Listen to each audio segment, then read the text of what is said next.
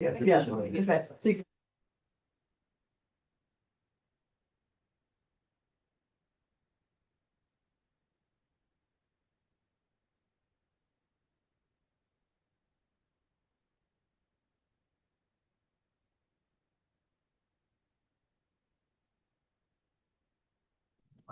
Give her a whirl. Yeah.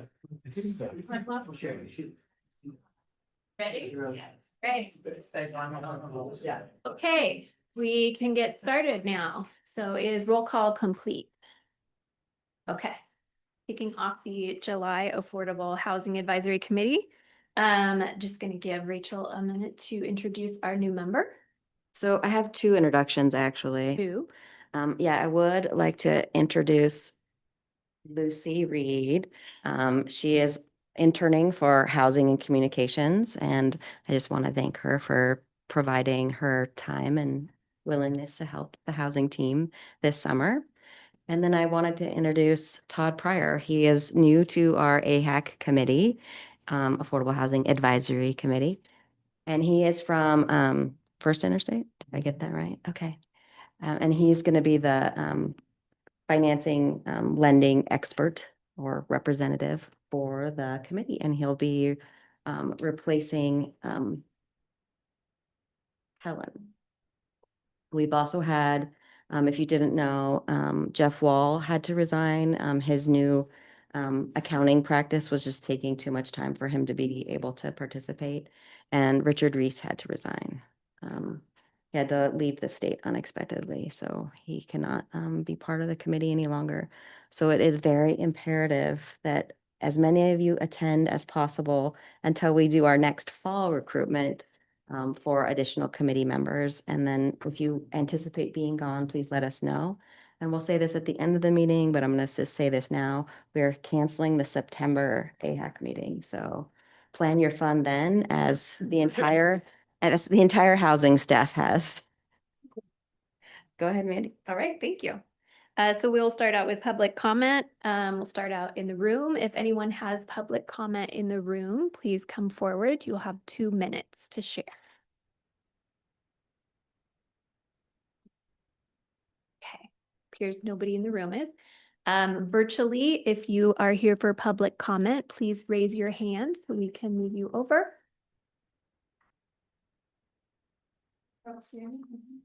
Okay. That closes our public comment portion of the agenda. Moving on to approving meeting minutes. Did everyone get a chance to review the meeting minutes? And just a reminder, if you weren't at those meetings, but you do trust the meeting minutes and staff, you can still vote to approve the minutes. Just aware of that. Any questions, comments regarding the minutes? So you can approve the minutes as a slate, all of those together, or you can divide them up separately if any of you have edits or issues with any particular month. We'll start with, does anyone have edits or issues with any of the months? That is a no, then I'll make a motion to approve the bulk of the meeting minutes listed on the agenda, December 24 through the 2025. I'll second. okay. Motion to approve the minutes. All in favor?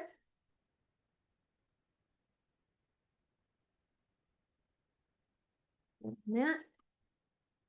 All right, that moves us on to our conflict of interest disclosure. So we will be hearing proposals today and making deliberations to recommend to council fund allocations. So if you have a conflict of interest relating to any of these entities and the work that they're describing, or a potential conflict of interest, I mean, yeah, would love you to say it better, but thank you.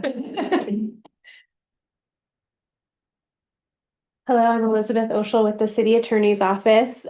So when you are considering policies or programs and funding allocations before you, those are recommendations to council. So Oregon law requires that you disclose any potential conflicts, and a potential conflict is if the decision you're making could, but not would, could, because this is a recommendation, have a financial benefit or detriment to any business that you or a member of your family or any clients of yours would receive from the decision. That makes sense. So you need to disclose that potential financial impact, but then you can continue on and deliberate today after disclosing that. We'll start with Tony. Yeah, I do not have any conflicts. No, no conflicts. Andy Dalrymple, no conflict or perceived conflict. Allison? Allison Garden, fine, no conflicts. Heather Simmons, no conflicts that I'm aware of. Ian Kress, no conflicts. All right, so we're going to jump into housing development, affordable housing development presentations. Each of you will have 4 minutes. If you are here in the room with us, we have a beautiful clock to count down. We have a lot to cover this meeting, so I'm going to keep us on task. So I apologize ahead of time if I end up cutting you off, but I'm trying to keep us on task. So it looks like this will end Nest is up first. And if you are with this developer or organization and you're online, please raise your hand so we can move you over. Nobody? Okay, perfect. Are you running slides? Yes, may I do both at once? 8 minutes? Is that okay? Okay. Oh, yeah, you have two. You have 2 presentations. Yeah. Is that what you're saying? Yeah. And I have, I brought this in case I need a calculation. It's silence. Okay, I'm Amy Warren. I'm the board president of Thistle and Nest and co-founder. I have to leave a little early today, 5 o'clock. It's my daughter's 21st birthday. I've raised a functional adult, so I could probably stop presenting there because that's harder than building any houses out there. But we already made a PowerPoint, so there we go. Okay, next please. Okay, Thistle Nest is a young but fierce organization founded in March of 2023. We have 38 homes in trust. That will be 41 on Friday. 36 homes under construction, 42 homes starting this year. A pipeline of 270 fully funded homes, land banked for another 140 homes, making 401 homes total in the pipeline. We have been trusted with over 42 million from OHCS to date, plus a recent 450,000 in veterans down payment assistance, which we're very excited about. I say these things not to brag, although I'm quite proud of the impact that the homes will provide for Central Oregon, but more to show the capacity that we're capable of in a short amount of time. So if I were you, I'd be asking, how does such a small young organization handle this capacity? So I want to tell you a little bit about our operational model. Thanks, Rachel. So Thistle Nest in itself is a homeownership opportunity provider. We utilize down payment assistance to help buyers get in homes. We don't do any of the building or developing in-house as a general rule. We're board run versus staff run. The board has oversight on development and building, program stewardship, and fund development. We run our organization, besides for being board run, primarily through partner organizations. They allow us to operate efficiently and to flex and be reactive as workloads ebb and flow without paying a consistent overhead. We contract income verification, homebuyer education, that's neighbor impact, finance, marketing and outreach, real estate services, housing coordination. Our gal who does housing coordination only put in 42 hours for managing 28 home sales this past month. So she has a lot more capacity to take on more for us. And we have a recent new partnership with Heart of Oregon. They're building 2 of our homes in Prineville and are looking at building some of the Bend homes as well. Next.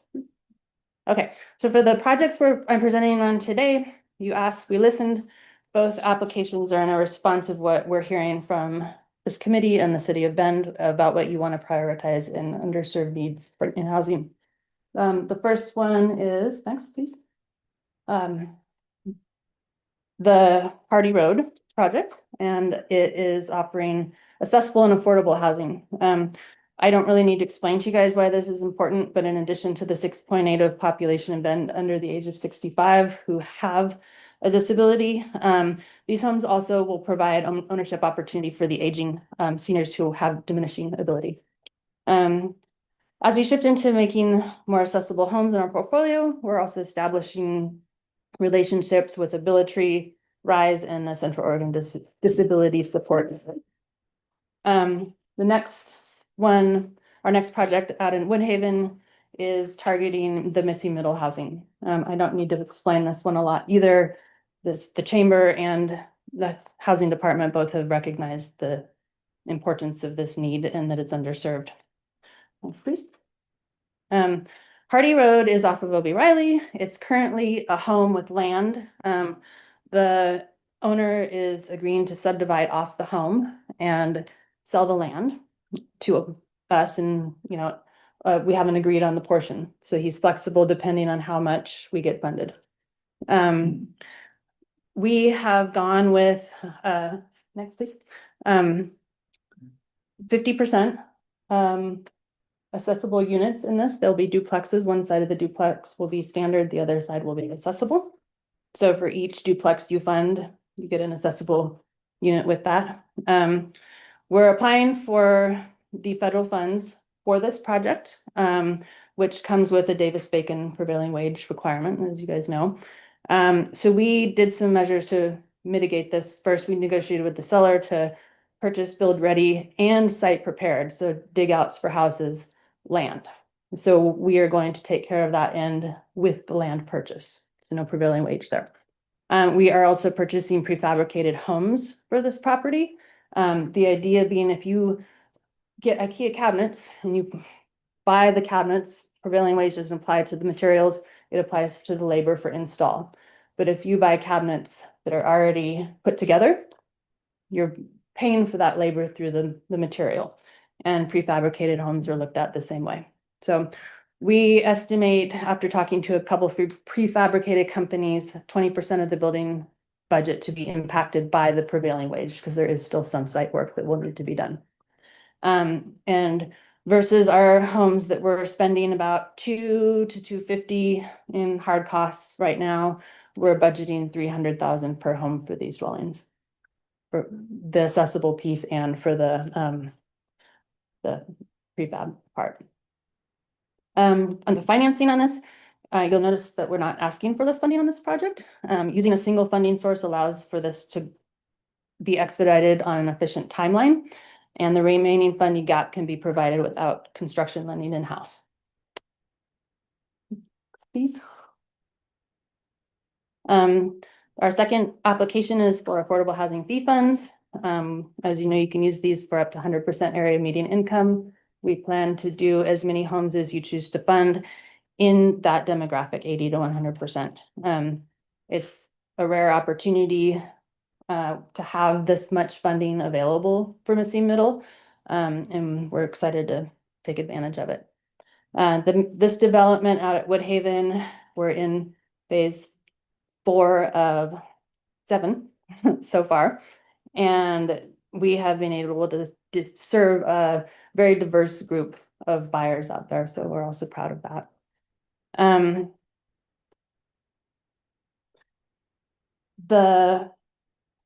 Both projects use the community land trust model, so all homes are permanently affordable. Next, please. So why fund these projects versus others? I'm sure you'll have a lot of great ones in front of you today. Both can operate on a really expedited timeline. We've proven that already at Woodhaven, and with the prefabricated homes, we can have homes on the ground almost as soon as we buy the property. The investment made is in perpetual affordability. So in looking at the agenda yesterday, there's only one other organization in this room that will present to you that offers a permanent investment and not a timeout on affordability. That's us in Habitat. Ownership versus rental allows for lasting housing stability and comes with a myriad of other benefits. And the power of choice. These homes will meet underserved needs in affordable housing that this committee has prioritized. And you guys get to decide at what level you want to prioritize them. Okay. Next. We are at time, Amy. Perfect. Have to drive out. All right. So we just heard about two separate projects, and I think, I don't know if it's easier for the committee, but it might be easier if we go through and ask questions about one project first, and then we can focus on the other project. That sound okay? Yeah, okay. So focusing on the prefab houses on, I think it was Hardy. Yeah. Is there any questions there? I'm just gonna start on my right, it will go down. So, any questions? No, not right now. Okay. Can you educate me on the difference between a manufactured home and a prefab?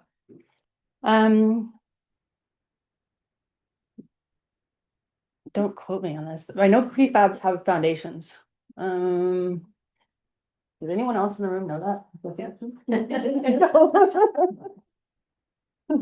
Do you want to? Thank you. Yep. Is that okay? Because of me. Talk later, either way.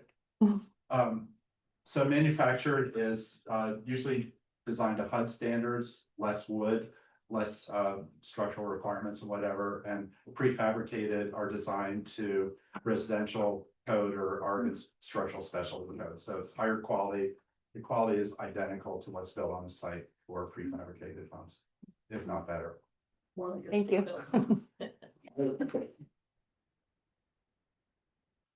One.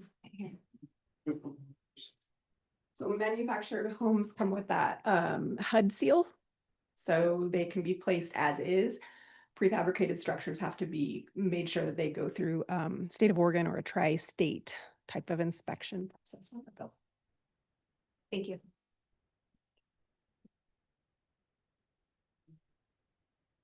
I think on the prefab project, your application requests some non-standard loan terms, Mhm. 3% interest compounded annually. Can you explain the reason the terms are needed? We don't really have, being a community land trust model, we don't really have a pass-through method. The buyer, when they purchase the home, it covers a lot of the expenses beyond land and infrastructure. Since we're not selling the land and infrastructure and retaining it, we have modeled how we can recoup that equity over 20 years. But because we're not selling the land with the home, it's not like we're getting money to start paying on the loan for it. So we don't mind accruing interest, but making the payments until we have a method to recoup equity down the road is challenging.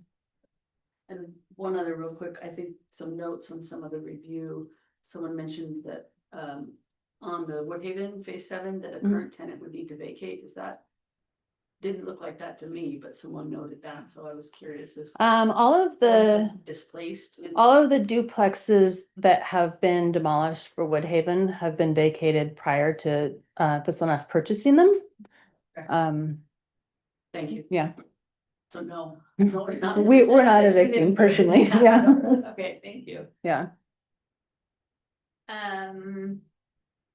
I know with manufactured homes, and this may not be the case with fabricated homes, but manufactured homes are experiencing challenges in getting homeowners insurance in this region specifically. Do you know if there's any impact related to prefab homes as well? No. Do you know about the issue with the manufactured home insurance? Or I do know about the Okay. issue with manufactured, but I think because of what his answer, like because they're built to code, just like the homes we're building in Woodhaven, that would include fire code. I don't think so it they would can be be viewed any insured differently. through a normal method rather Yeah. than the alternate, like special for manufactured homes. Yeah, and like our homes at the Northeast Franklin surplus project, they're gonna be a hybrid. So the bottom floor will come prefabricated wall systems, top floor is second floor is stick built. So, Okay. and no issues there. Okay, thank you. I think that's all the questions I had about this one. Okay. Isabel Malkovich, I have a question. So it looks like you already have all of your other sources in place and secured. but you're not looking to purchase until 2027. What's the reason for this 2-year delay? Why not do it now and have the homes on there? And that was the federal one on Hardy, the federally funded one on Hardy. Yeah, I have had experience with federal funding before and understand the timeline of doing the environmental review. It's not quick. So there's that piece, and also we don't feel comfortable investing funds in it until city council gives their approval. So the seller, because the seller is going to install all the infrastructure and have build ready site for us, we need some time for, it's not really taking time off the whole timeline. It's just things will be done on his timeline instead of on our side of the bucket. Yeah. Thank you. Got a few questions, and by the way, congratulations on raising a 21-year-old. 22 now. 22, Yeah. First off, in regards to prefab homes, the type that you're getting, have you had any feedback on the difference of lifetimes of these projects as compared to regular stick built? Any difference that you know of? No. Okay. In regards to the construction that you're doing and the work that you're doing with clients, it sounds like you're doing pretty much all board work. How are you doing construction draws? Are you just giving the builders, the contractors, all the funds up front, or are you doing construction draws based on project? Construction draws are done monthly Okay, based so on you are doing project. that. Yep. Okay, good. Okay. Yep. Bed bath plan, how many bedroom bathroom are you planning on these projects for the prefab? For the prefab, 2-bedroom, 2.5 bath was the plan for those square footages. Okay, and you're gonna keep the land, so there's gonna be a land lease associated with this. Okay. What is the term for the buyer going to be? The land lease Yeah. term, we do 99-year renewable. Okay, very good. Thank you. I appreciate that. That's all I have right now. Okay, thank you. Tony, any questions? No. Okay, then let's move on to questions about the Woodhaven, and I'll just start it. Am I right again? Any questions? Actually, had a lot of my questions just answered. Great. So, there are no questions for me tonight. Heather?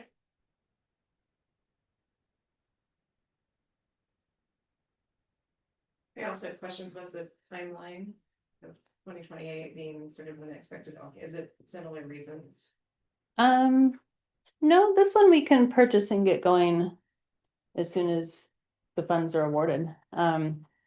The land use approval process with the city of Bend is taking between 12 and 18 months generally. I know we get expedited permitting, and sometimes that works and sometimes it doesn't. And it's just, part of the thing. It's not always all on the shoulders of the city either. I mean, we go back and forth and negotiate things, but a lot of time and planning is put in on the front end. And then once we get on the site and start building, we're putting homes on the ground between 5 and 7 months. It goes pretty quickly. So the timelines, it sounds like for this project and the previous one we just discussed, that's what was presented as sort of worst case, well, maybe not worst case scenario, that like you've given yourself a generous timeline. Yeah, Okay. yeah. And, we've been advised to under promise over deliver as opposed to the opposite. So. Thank you. Okay, I did just have a question, so related to the duplex comment, it is in section D1, which is the property and project information. Mhm. It does state that there's a current duplex that's occupied by a renter, but will be vacated upon purchase by you all. Mhm. So there is currently a renter in the duplex. To the best of my knowledge, there's currently a renter. Okay, Yeah. so, and they would have to vacate when you purchase it, because you're gonna demolish. at that point? Each phase that we have bought has been different. Some buyers have vacated months before the sale. Okay, They've anticipated and moved on. Others have waited until sale time Okay. and found something then, yeah. Okay. I do know the partners who own the land are very kind and offer up to 6 months free, rent-free. So if someone has an opportunity to save and move, which I think is pretty, they don't have to do that and they just choose to, so that's pretty awesome. That is great. Yes, I had a question. Find my notes, sorry. So have you, it looks like you haven't had any chance, at least for phase 7, to talk with community members about this development. Have you gone through any sort of public outreach, public comment period for any of the phases? We don't, that's not something we have to do because we're not subdividing land. So from the city perspective, we don't have to have that public meeting. The current neighbors on one side are one of the new habitat developments out on Daly, and then on the other side is our phase 1. So the neighbors who walk through are, I mean, we haven't knocked door to door, no, if that's answering your question, but the neighbors who walk through are quite positive. It's an improvement to the neighborhood. Yes. Yeah, just 2 quick questions. Bed and bath count on those as well are proposed. Yeah, our 2 bedrooms have 2.5, and our 3 bedrooms either have 2.5 or 3.5, depending on the style that we build. Okay, great. And is this the same land lease proposed like Correct, that yeah. for 99 years? Okay, Yep. great. That's all I have. Tony? None. Okay. Thank you. All right, thank you. Next up, we have Polish Commercial Inc. And similarly, if you have anyone online, nobody's online. I don't think we do. Okay, cool.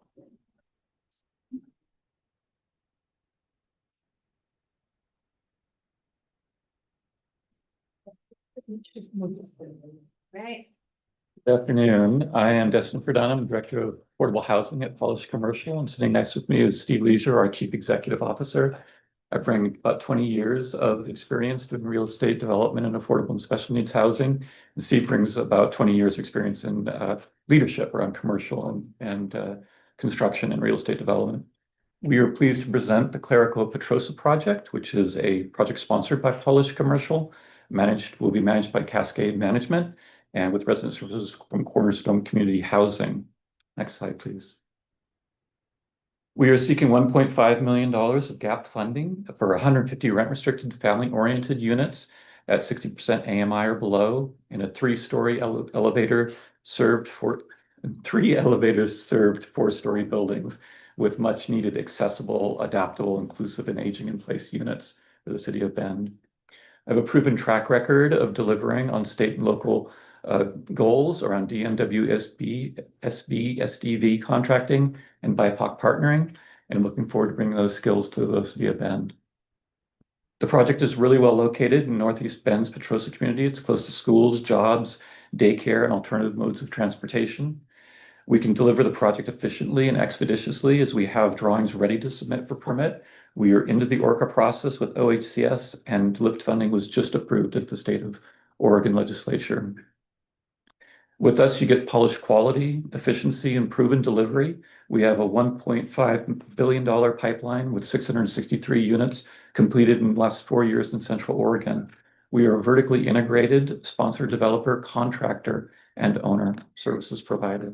Next slide, please. The project is important to fund now as we have well-priced site control at a great location. The state legislature has just approved the LIFT funds, as I said, and they're looking to move projects forward very, very quickly. Additionally, new state guidelines that will be taking effect will prioritize projects that have funding secured locally. And they will also be adjusting the regional designations, which unfortunately will have some impact on the amount of funds that are coming into the city of Bend moving forward as they create some new suburban and rural categories. The project will provide an excellent return on investment with a strong repayment plan. It's a high quality, long-term aging in place units in a great amenity location for resident success with on-site resident services from your trusted local partners providing services. And most importantly, we are positioned to deliver on the fastest timeline available. Next slide, please. The funds will be utilized for site acquisition at a very good price per unit. The gap funds are needed because the state has subsidy limit caps, which prioritize having local leverage in order to provide the housing. They unfortunately have not changed those caps for quite some time, making them a little bit out of alignment with market.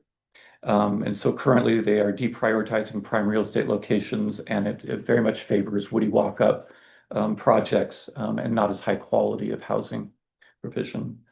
Without full funding, we would of course be more at risk of market fluctuations, and we would have to evaluate value engineering options, potentially reducing elevators or reducing the number of elevator served buildings, which are generally better for BIPOC communities that are disproportionately represented in disabled populations and health needs.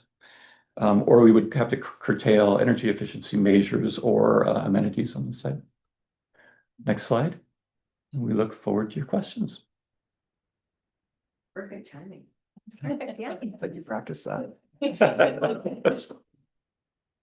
Ian, any questions? Yeah, I have a question.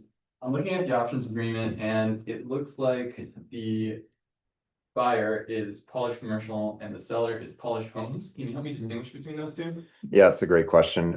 So Polish Homes at Petrosa is the seller, and we do have the same name in there. However, Polish Homes at Petrosa's ownership is 50% Polish, and the other 50% is a third-party capital group. So they have to agree to the sales price and terms of the sale and everything. So it's very different than the buyer and the seller being exactly the same. Okay, so the two entities are completely separate. Correct, completely separate. We actually had to negotiate with them. Hope so. Yeah, we did. Trust me. That was my question. Thank you. Yeah. In your comments around the loan terms, kind of comments about accepting signal along typical commercial firms. Can you clarify what that means? Yeah, so on repayment of the City of Bend loan, it would be great to align that with the repayment or refinancing of the commercial loan. So typically that's the 20 years or sometimes 17.5 years, depending on the loan type.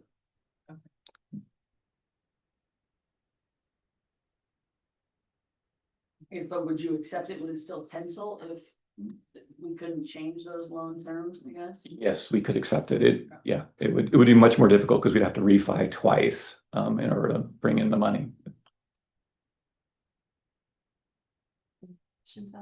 One more question. So the 149 multifamily dwelling units to remain affordable for households with incomes at 60% of AMI. How do you determine the rent charge? It's owned by Polish Commercial, and you only accept households that meet that AMI requirement. But then how do you determine what rent is? So we would be leveraging in LIFT funds, and so the state utilizes federal guidelines for rents and incomes, and I believe they're actually published by you all in the packet. Okay.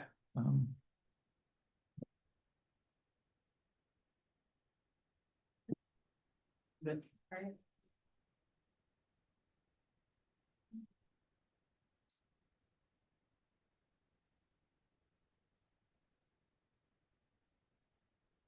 How did you determine the cost of the land acquisition? I know you talked about you had to negotiate, but like. Yeah, it was determined at the amount that it was required to actually prepare the property for sale, and so we will do a third-party appraisal at time of land acquisition. We anticipate, and I think you'll see that our cost per unit is one of the lowest of the different people involved in this, of the rental projects that are involved here. We anticipate that appraisal will actually come in at a little bit higher value, but since we've got it under contract at the lower value, we'll get the lower value. Okay, thank you. I have a couple of questions for you. The first one being, you mentioned partnering with some organizations. I believe you mentioned a couple in your application. But I noted that they were all organizations that focus on home ownership, and this is going to be for rental.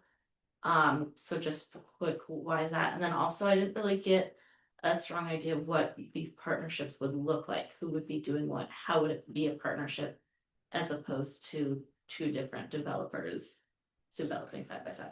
I'm not sure which ones would have been involved in ownership. I'm not sure if. So I am definitely just preparing my partnerships locally. I have not been working mostly in the metro area and then rural communities. So Bend is a space that I've stayed away from for a while. I am new to polished commercial as of what, 4 or 5 months ago now. So definitely preparing those relationships and working those relationships. I tend not to approach groups too actively until we've actually got a project underway, and so that I'm not wasting anybody's time. Most of our nonprofit and culturally specific partners are worked very, very hard and have, focuses in different areas. In the metro area, I've worked with a ton of culturally specific organizations, both in home ownership and in rental capacities, for sure. Oh, thanks. And then I had another question about the location, which is up by Pine Nursery Park, correct? Which is rather far from commercial areas where people might work. Not very easy to get to use public transportation getting around. Do you have, are you planning on working with the city's Department of Transportation to get transit up there? What's the plan for making it easier for people to get around if they don't have a vehicle? So multifold. So resident services, having that on site is a great way to coordinate people that might need ride share or specific rides to and from activities, specifically elderly and seniors and disabled populations. And so there is a pretty good network here for taking advantage of that, and resident services provides great access to that. I was actually pleased it's as close to the bus route going both east, west, north, south in both directions of the bus loop. I know it's a few blocks away, but I was actually pretty pleased at that location. I think what's most exciting about it is it's right on a bike route all the way into downtown, as well as to the commercial districts in the north and west areas. So we do have ample parking. The whole project was designed as a market rate project, so it's not lacking in parking in any way, shape, or form. So It is also right across the street from the commercial zoning that eventually will get developed. Thank you. Hi, thanks for coming in today, by the way. Yeah, absolutely. Polish is done, and please stop me if I have any assumptions wrong. Go for it. Polish predominantly has done single family projects. This is more of apartment-based project. Is there any concerns or other teams or members that you'll be bringing in for a project such as this? No, actually, Polish Homes is well known for their home building. Polish Commercial was started in 2017, and we have built about 1,500 units since then. We actively manage 1,200 going to 1,400 units across Oregon and Washington right now. So our team is set up very specifically for multifamily development. Right. That was really the only thing I had. Everything else was Yeah. well put. So thank you. I appreciate it. Tony? Questions? None.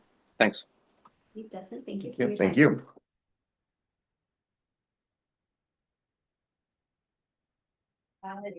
Jewel, Oregon, LLC. Up next, is there anyone online that we should invite? Yes? Okay. 3 folks Okay. online. If you are with Jewel online, please raise your hand so that we can move you over.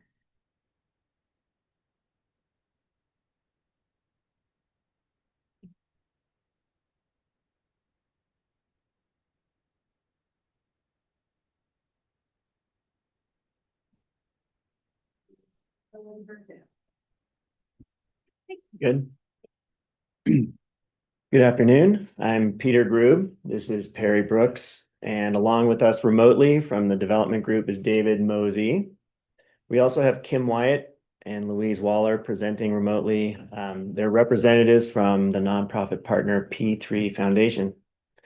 P3 Foundation would be the owner of the project and is a 501c3 nonprofit formed to enhance communities through the development of altruistic projects. They'll be providing more background shortly. So here we go, that slide. Jewel Project is a 5/1 134 unit apartment centrally located in the Bend core area. It will be income restricted to provide missing middle housing, serving a blended income range of 60 to 105% AMI tiers. And this is weighted heavily toward the 80 to 100% tiers. Next slide, please. In supplying much needed missing middle housing, the project will also be aligned with the city to deliver on the state's housing goals for Bend set forth by the governor in the recent Oregon Housing Needs Assessment. Specifically, the assessment identifies the city needing 426 units brought to market annually in the 80 to 120% AMI tier, a tier which does not have many units in the pipeline. At 134 units, the Jewel project would provide approximately 30% of these needed units. What cities like Bend are realizing is that this middle income tier is the hardest for developers to deliver to market. Next slide, please. The project financing structure is made possible by mission-driven nonprofit ownership. The representatives from the nonprofit ownership will be discussing their work and answering your questions. Next slide, please. Jewel is located in the Bend core area. It's an infill project aligned closely with the city's significant infrastructure investments aimed to spur high-density, affordable, complete communities. Next slide. All right, so we've got next couple slides are the floor plans, and the team has developed a thoughtful design to maximize the site's potential, provide as many units as possible, and include valuable common space to gather, work, build community, and of course, store outdoor gear. Go ahead, one more. So here's a project's capital stack made up of the first mortgage through a private placement bond, developer equity, OHCS subdebt, leveraged by cash flow, gap funding sources, SDC deferral. Section F is the City of Bend affordable housing funds that we're applying for. We broke these out to emphasize the importance of these funds to the project in filling gap funding need. Reinvested construction interest. And if you can go to our last slide. So I tried to move quickly through this in order to give a chance for the representatives of the P3 Foundation to speak a little bit about their role in this. Hi, my name is Kim Wyatt. I'm Executive Director of P3 Foundation. P3 Foundation was formed to partner with communities and another nonprofits to help develop assets that can have a meaningful impact. A good example of this is we actually own a centerpiece entertainment project in Virginia Beach, Virginia, on this area that was a block off the ocean that had basically been sitting as an old entertainment venue with a parking lot for 30 years. And by us stepping in, and as a nonprofit owner, we don't have an IRR. We're really just trying to improve the communities that we're a partner of. By us owning this centerpiece asset, like the entire project and the entire area was able to be redeveloped. So we really like finding these projects that we can have meaningful impact. I live in Denver, Colorado, so we have a middle income housing problem here, along with people needing to store lots of their gear. So I see that around us every day. So I think this is a really great opportunity to provide some of that housing for the Bend community.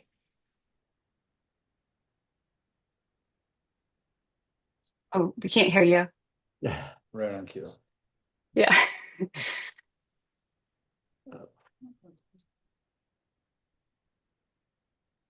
No, I can say that's Louise Waller. So she's the deputy executive of P3 Foundation Inc. And she works with a lot of our projects as they're being construction to make sure that we are using all of our funds wisely, staying on budget, and delivering what we promise. All right, thank you. We are at time. Okay, question. Yeah, I noted in the application that it says once the mortgage terms expire, that you would welcome Housing Works, the city of Bend, or an affordable housing developer firm to take control of the project and recapitalize it, as AAA affordable housing. Do you know if these entities or organizations are interested in that, and what would happen if that didn't, if none of those kind of came to fruition with that, what would happen to the project after? Yeah. What did, Dave, are you able to hear the questions there? We have, yes, I think I heard and understood it. We have reached out to Housing Works. I mean, we're talking 40 years down the line, but we're firm believers that this project and all future projects like it should be permanently affordable. So I think it would be a huge boon to the neighborhood, to the affordable community generally, if after 40 years the building wasn't necessarily sold by the city for as much cash as possible, but actually refinanced into capital A affordable, or refinanced for another 40 years of middle income housing. So we look forward to, when we get closer to closing, we look forward to having those discussions with Housing Works, the city, any interested party. Yeah, and so that's consistent with a lot of our other projects. So in a lot of projects, we actually will have a project built on land, so the project automatically reverts back to our community or nonprofit partner. But that is something that we are absolutely interested in doing if there's a party who would like to take this asset. Thank you. And I have another question. I think I'm somewhat familiar with this project, and you've owned the land for a long time, right? Trying to develop it. Can you maybe describe some of the things that have held it back, and maybe how these funds would help overcome that?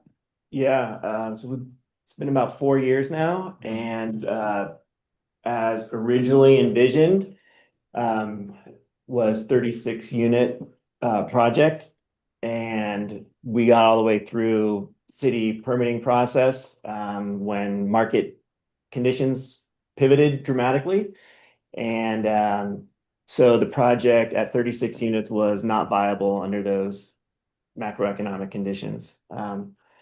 We, at the same time frame, the city removed the density restrictions for RH zone properties, which we are.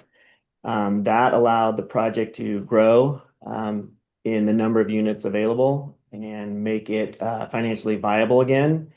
It was at that point that our local team created the joint venture with David's group that's has much more background and horsepower in affordable housing development. And so it has been a re-envisioning, pivoting process to get to where we are today, moving through putting kind of the final bow on our entitlement package for the city and bringing it to fruition again. Great, thank you. And say you didn't get any funds, would you still be able to move forward, or what would happen to the property after? Yeah, I'll kind of give my shot at it if the team wants to jump in. The gap funding piece allows us to provide more units at a lower AMI levels.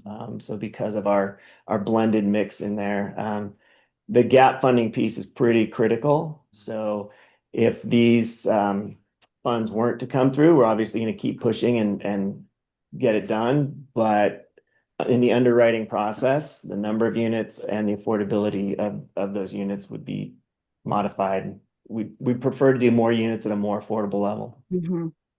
Appreciate you answering my questions. Thank you. I'm curious, a lot of the funding intent expressed in the application relies on bonds and construction interest. What is the status with those requests? Have you secured those, or? Yeah, again, I'm not the financing expert, but I'm learning on a steep curve, but I have a good team here to pick it up. That first mortgage,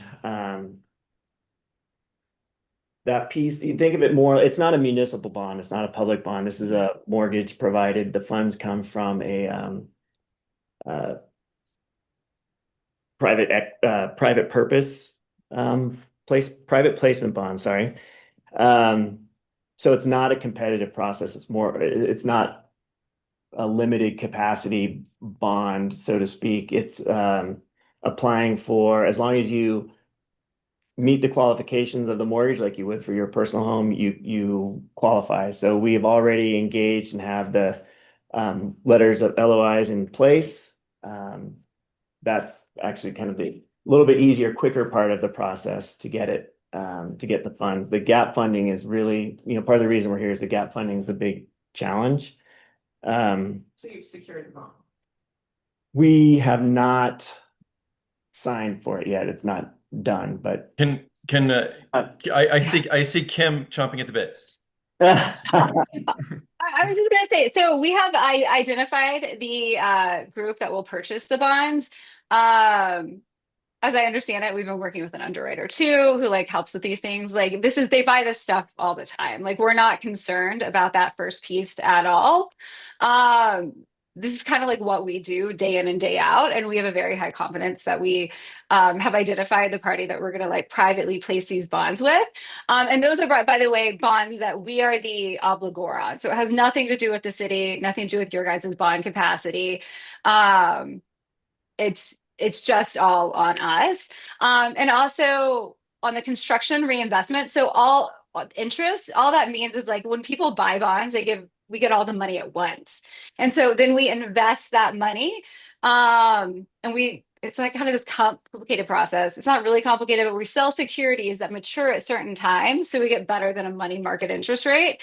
And anyway, so we only pull money out of those securities as we need it, like to pay a draw request. So it's basically just think about it as interest in your checking account. It's a little bit more like technical than that, but that's all that is. So that piece is, once you have all the other money, like that piece is a given. I hope that helps. These sources that are pending are, I mean, not the funds you're applying for today or the bonds. You have confidence that you'll get those. Yes. Okay. But it's still unknown. Sounds like. Yeah, I mean, I think on how these projects works, like I said, we've done several of these. Like you just like you're filling in the gaps along the way. If there's a piece in specifically that you want to ask about, maybe I could provide a clearer answer, or David could also help.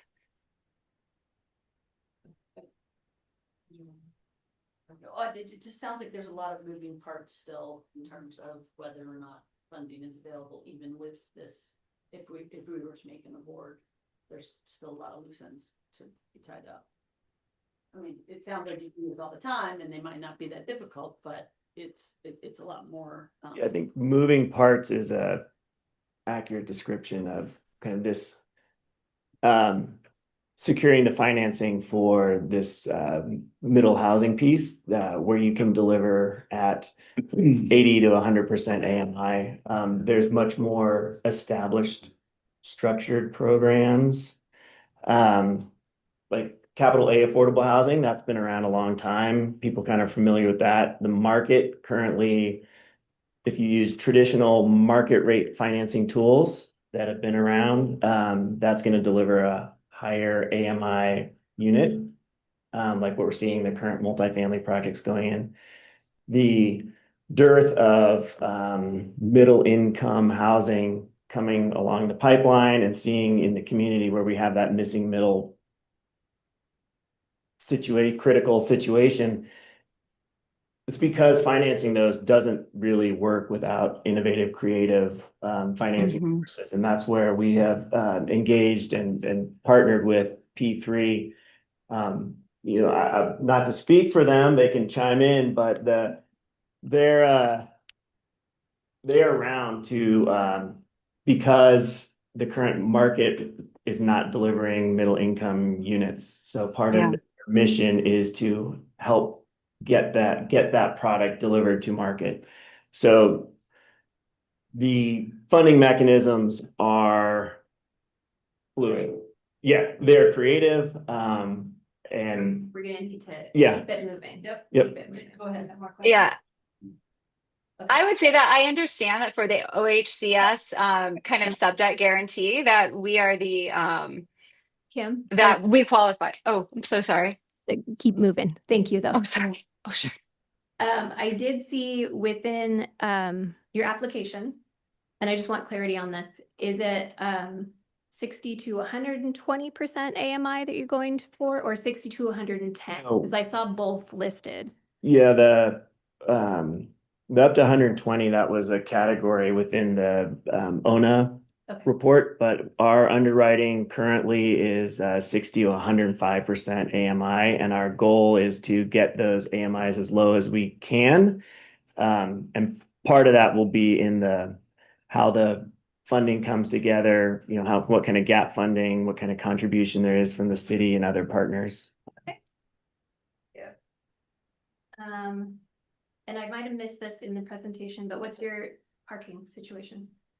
We have the first level of parking is so the first level is allocated to parking. Okay. Other than that, we are going with a scattered site parking solution, which we've kind of tracked, implemented in other communities. The fact that this is a small site, infill site, will make reliance on the scattered site parking as well as then transportation alternatives. You know, we're excited to see the Second Street and only bike friendly infrastructure going in.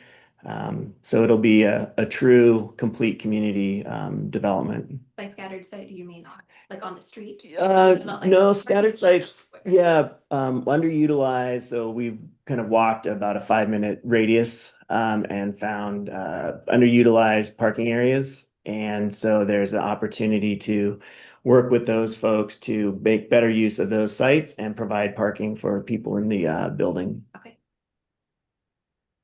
Yeah, so I actually had a follow-up question about the earlier funding discussion. So please try to make your response quick. It seems like it's similar to a 4% LIHTC situation where it's not competitive. There are moving pieces, but the moving pieces are about how it gets done, not necessarily whether or not it gets done. Is that? That's right. That's right. That's a really great analogy. That's correct. Like for the OHCS subject, like we qualify for that piece, right? So you have to apply, but we qualify for it, right? So there's all these things. That's perfect. Okay, thank you. And it's not a public activity bond. It's the bond is created by the project. So in LIHTC, you have to use public activity bonds, right? This is not that. It's just like getting a mortgage. Peter and Perry, thanks for being in the room today. Appreciate it. Thanks y'all for being online. Couple things really quick. It's 134 units, yes? Correct. As I was looking through it, it shows that only 19 units are going to be at or below 80% AMI. Is that correct? That is correct. Also reason to believe that 75 of the 134 units can be at or above 100% AMI. It's actually incorrect. It's incorrect. We have 19 units. I'm sorry. Did you say 80 or 90%? I might have misheard you. No, I didn't say percent. 19 units are at or below 80%. 80. Correct. I'm sorry for interrupting. 5 units of the 134 units could be at or above 100% AMI. Because you're at an 80 to a 100%, 100 AMI on those bands. Is that correct? That's right. 80% of the units are at 100% or below. Okay, or 100%. Okay. I also have some other questions. This land was purchased in December 28th, 2022 for 1.17 million. Is that correct? Okay. You're selling it on the pro forma for 4 million. Is that correct? That's a placeholder. We'll get an appraisal, and whatever the appraisal says, that's what the number will be. That's 3.5, but that's not what we're doing. Are you doing this as a team? So you're selling it to yourself? No, the nonprofit purchases. Yeah, but we always get an appraisal. just to be clear. And that, Yeah. now the appraisal is 3.5, it's already built out, which it isn't. It's 1.17 you purchase it for. So You're going to be owning the project or the property, and you're selling it for 4. The nonprofit organization will be owning the project, not us as the developer. Okay, so you're gonna be selling it to them for 4 million. no, that's a placeholder. Again, we'll get an appraisal.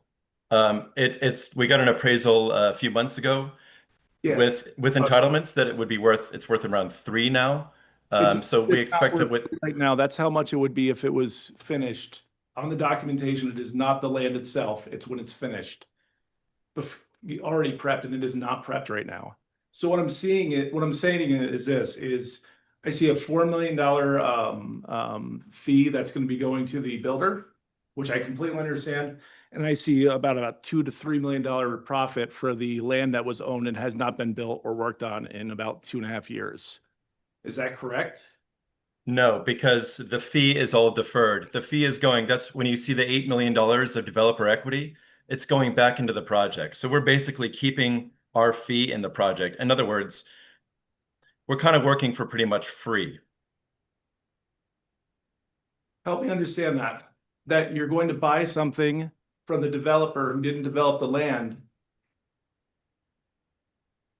No, we are the developer, and we are going at construction closing. We will go from being the owner developer to a steward of the nonprofit. We will build the project and hand them the keys at lease up.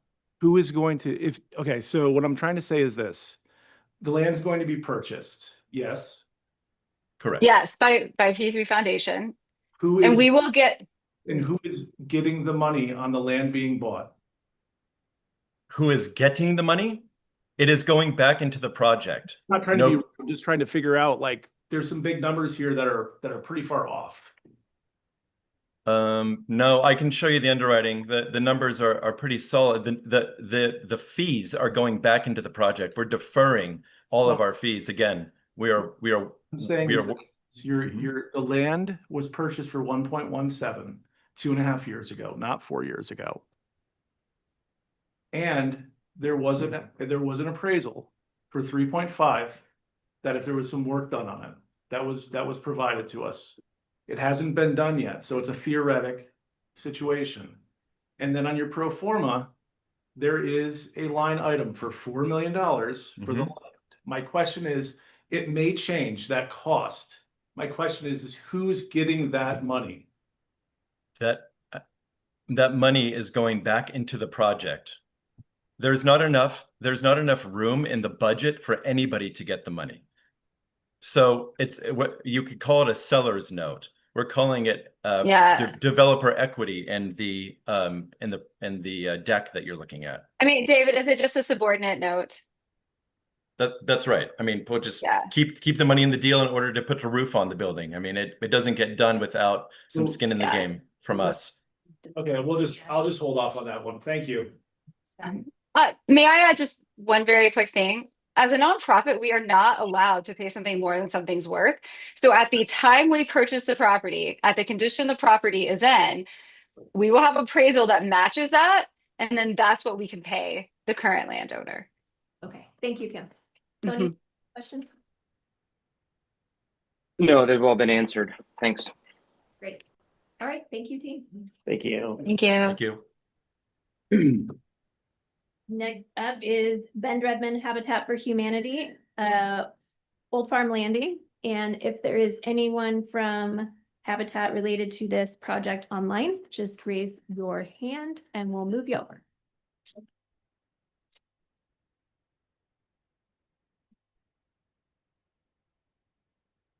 All right.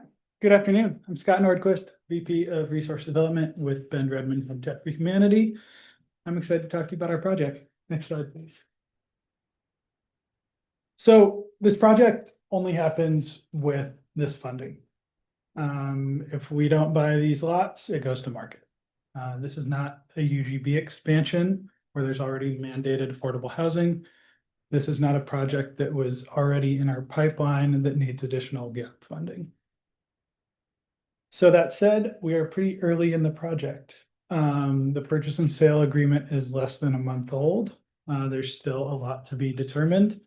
But again, by investing in this project, the city is gaining new permanently affordable homeownership opportunities.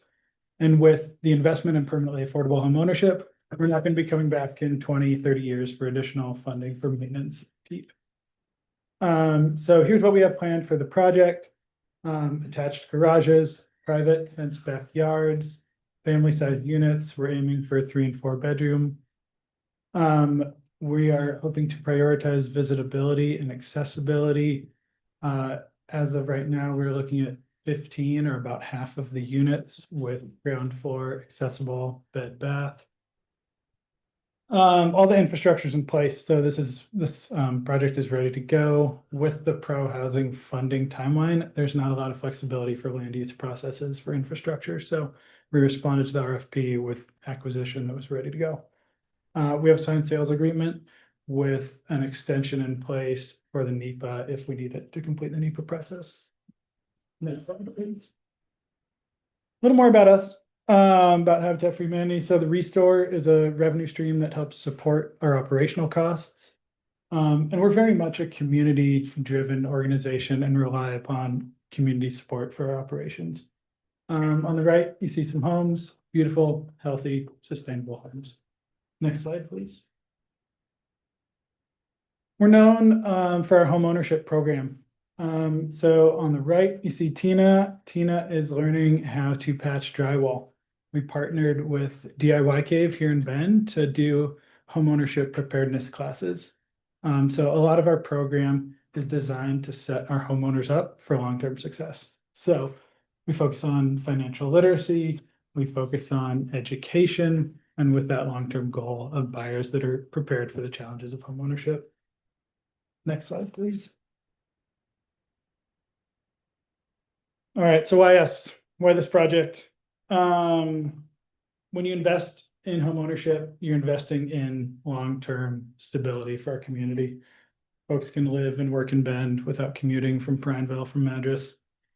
Again, our homeownership program is a unique asset for our organization.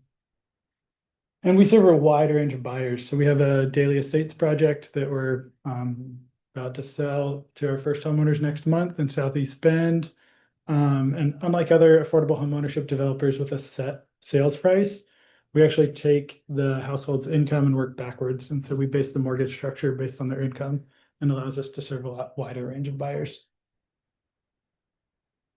And this one might be more of interest for staff than the committee, but we have a lot of experience with federal reporting and navigating red tape.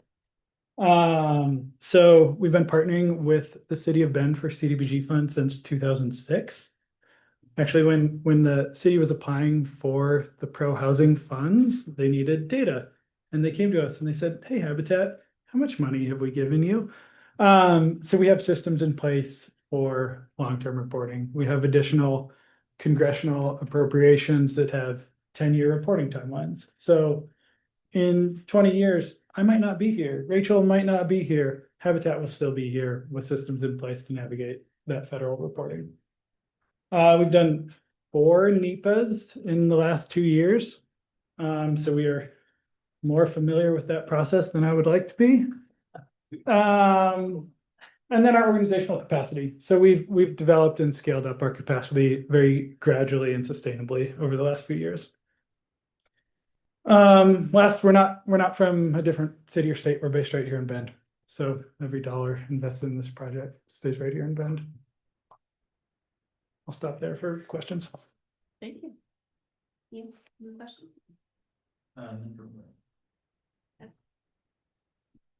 Talk with us about how the project might be impacted if the funds are not awarded. It won't happen. This wasn't, yeah, It's lit on lift funds. I thought these funds. Sorry. That's an important consideration. Thank you, Allison. So if we're awarded, we plan to apply for lift funds in 2026. the way that lift works is you can do horizontal construction prior to the award. You can't do vertical construction until you get the award notice. So in our construction timeline, we actually don't go vertical until the summer of 2027. So we give ourselves a little wiggle room so we can apply for lift in 2026. If we don't receive it, we're confident that if we don't, we'll get it in 2027. So we built in some flexibility for the timeline there. We also, just as far as track record, we've completed and closed on 5 lift projects, which there might be others out there, but I don't know of any others who've like completed and finished that many. We have 3 under construction, so we have a good track record of securing lift and getting it. And then another note on the pro forma, we didn't maximize the lift funding in the pro forma. We scaled it back a little bit, and we've seen the state recently ask projects if they can do that to scale back slightly. So we based the pro forma on not a full lift allocation. So along those lines, your application requests some non-standard loan terms. Can you talk to that? Yeah, so they're pretty similar to the city's current terms for acquisition of trust, where the loan terms are revisited at year 20. We just went slightly beyond that.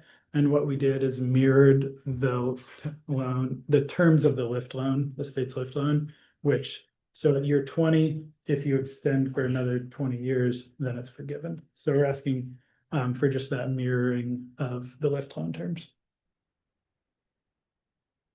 Right, and is that requirement for, I mean, no, this is land use, so. Yeah, and is that a deal breaker for us, or would we accept the funds with the city's current terms for acquisition of trust? Yes, we'd likely accept it on the current terms. I know you said this doesn't happen without funding, but you've applied for 2 different types of funding. So does it not happen without both of those, the 4 million and then the 1.5 for the AHA funds? Or is it you really need the 4 million and you'd like to have the 1.5? I want clarity. I thought you would ask that. So we, if we get the full request, we don't plan on coming back to the city later on for additional funding or down payment assistance, and we don't have that in the pro forma. If we were to get, let's say, the 4 million of pro housing, but not the additional affordable housing fee, we would likely come back to the city later on for additional CDBG or affordable housing fee funds. Typically for down payment assistance, that's a good use of funds. Our purchase and sale agreement is contingent upon receiving the full funding. So we are open to renegotiating that PSA with the sellers, but we would have to go through that process with the sellers. And we would also pursue additional funding sources to cover that gap if that were the case. Okay, but that not getting the affordable housing funds wouldn't stop the project. Correct. Okay. My questions have been answered. Thanks for being here today. Yeah. Appreciate it. Why are you specifically leaning towards this property? So funny enough, the seller saw the city's press release about pro housing funds and put the property on the market. And we have experience with NEPA. We have experience with federal guidelines, LIFT. This, in the development world, finishing it by 2029 is a pretty tight timeline.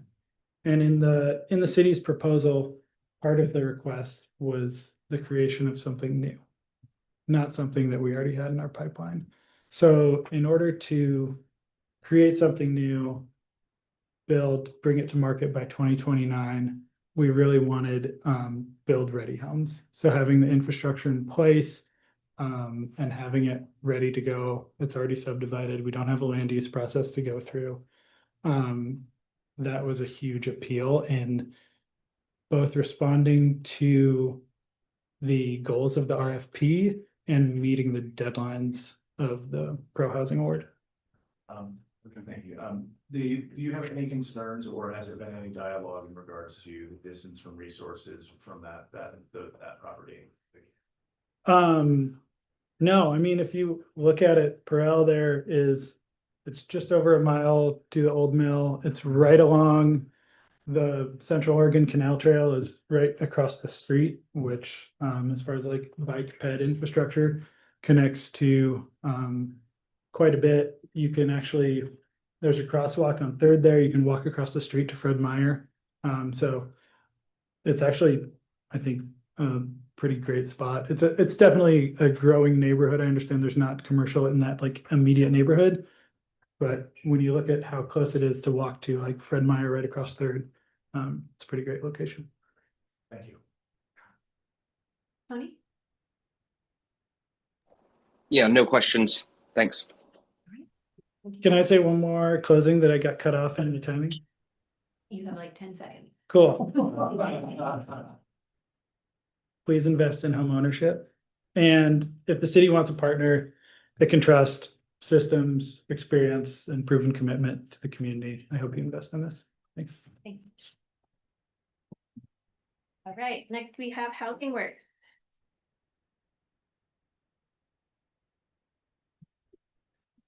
Do you have anyone online? No.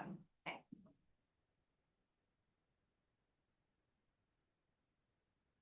Hello, everybody. I'm Lynn McConnell. It's great to see you. I'm now the Director of Housing Works. Keith Wooden, good to see you guys again. The Real Estate Director at Housing Works. And wanted to introduce you to our brand new CFO, the new Jeff Wall, because some of you knew him more recently, is Murat Sachs back in the back. It's probably not by next year, he'll be sitting up here with us. So we are really excited to bring you this proposal. This is a site in Bend that right now, affordable housing is completely excluded from this area. It's a rapidly redeveloping site, and without deliberate effort, I believe that affordable housing will not go into this area, which is high wealth right now, and one of the best opportunities for folks to have economic mobility. Wanted to start first with, this is an overhead of College View right up the road. We are actually closing the construction and opening this building earlier than expected. And so my first pitch to you is to come to our grand opening on August 6th at 1. We're really excited for that. And so this is just an example of how we deliver at least on time, if not early, and tend to be under budget as well. Okay, next slide. Can you please start the timer? Oh, good job. My speaking brought that back to you, right? Yeah, okay, that's fair. So Housing Works is a very small and very efficient organization. We currently have 18 staff. Keith here is our real estate division, and he does it. And because of that, we're able to really keep our costs extraordinarily low. We're also very quick and nimble. We serve in a quasi-governmental role, and our sole mission is to provide affordability and affordable housing to our region on behalf of the local county governments. So that's what we do.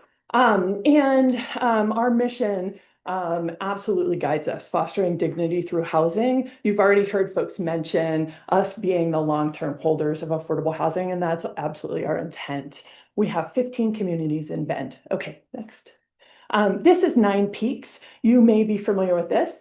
I put this in here as an example of how we do business. We looked at what the community needed in Northeast, and that was a medical clinic. Mosaic Community Health needed a space to be and have additional medical for seniors right underneath it. And so that's what we did. We are approaching this project in a similar way with a different approach, I'll say, in looking at what does the community most need right now that's not being provided, and that's the application in front of you. We will have this one done in about a year. So once we break ground, our multifamily is done a little over roughly a year is typically how quick we are. Next. And this is you. All right, so let's talk about our project. So this is a small shot of it, but this is off of Columbia. It's about a 1.45 acre parcel. Right across the street off the picture would be the park and ride neighborhood to the north. Just to the northeast of it would be the Columbia Park, little pirate park shop. So, and then a single family neighborhood to the north, and you have commercial to the south. But as Lynn mentioned, it's an emerging It's emerging area. It's on the west side of Bend. We don't feel like unless we can produce something like this, that affordable is going to go in anywhere near there. Our Simpson project was kind of our first foray into the west side, and it had to do with a land acquisition from the county that was very serendipitous, and the timing worked out. And so we feel this project's very similar. This came on the market. This site came on the market not too long ago. We have a purchase agreement in place with the current owner. And unlike some of the other proposals you talked about with lift funds, we're going to pursue deeper affordability, going after 9% credits, much like Nine Peaks, which is what's under construction right now in Northeast Bend. And so 50% of area median income is kind of the level and below that we would target.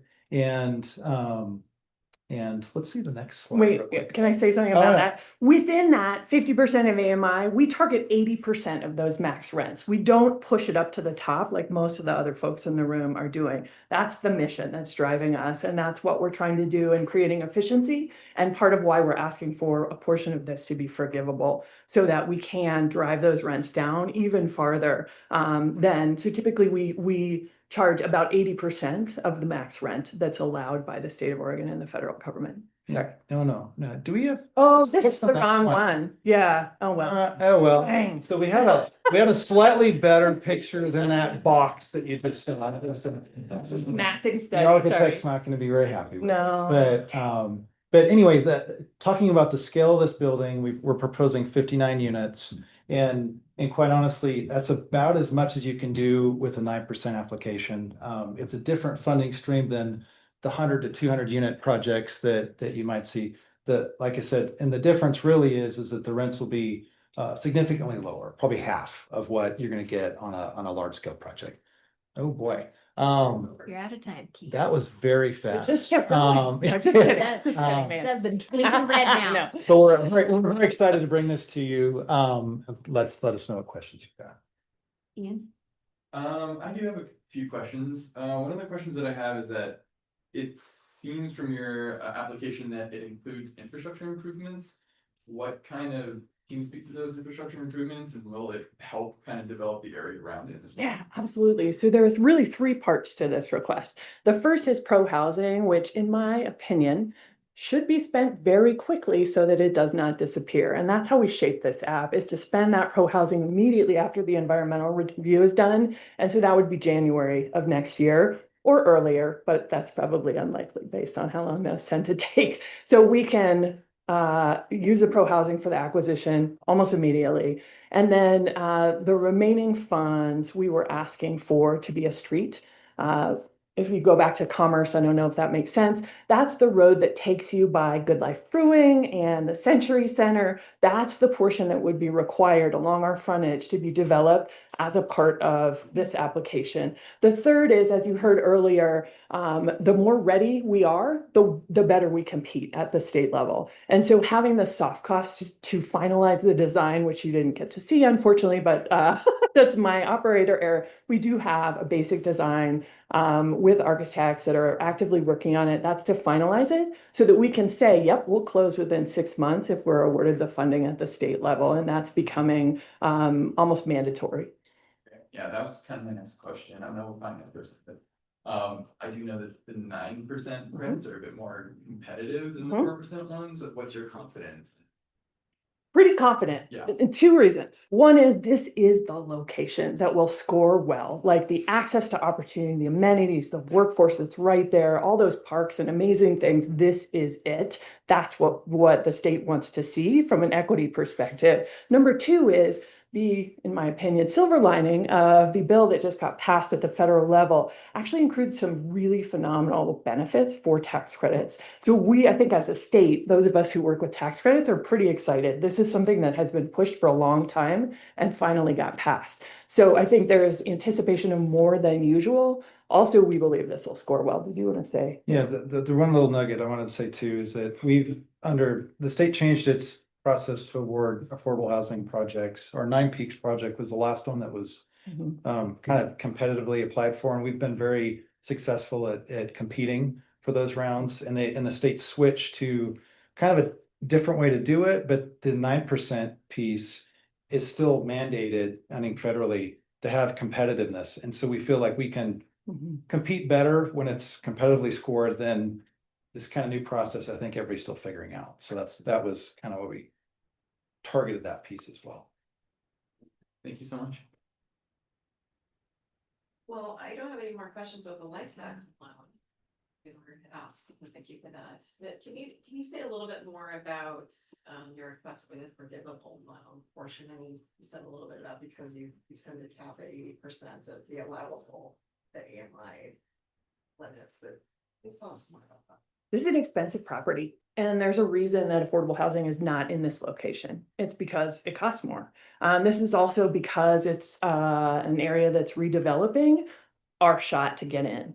But we cannot underwrite the entire cost and still keep it affordable and for long term, essentially. And so that's really the debate, I guess, and the trade-off is location is the strong suit of this application. We chose in our application to present that we would put in a little bit of our own money just to make sure that you all know we're very serious about this. My board is thrilled and excited about this potential. And then also we can underwrite about $1 million of it and still maintain sort of all that forward momentum, et cetera. But the remainder was the piece that we needed forgiven.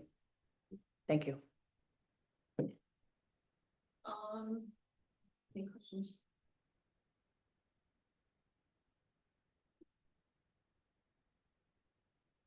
So I know the west side is a little bit landlocked.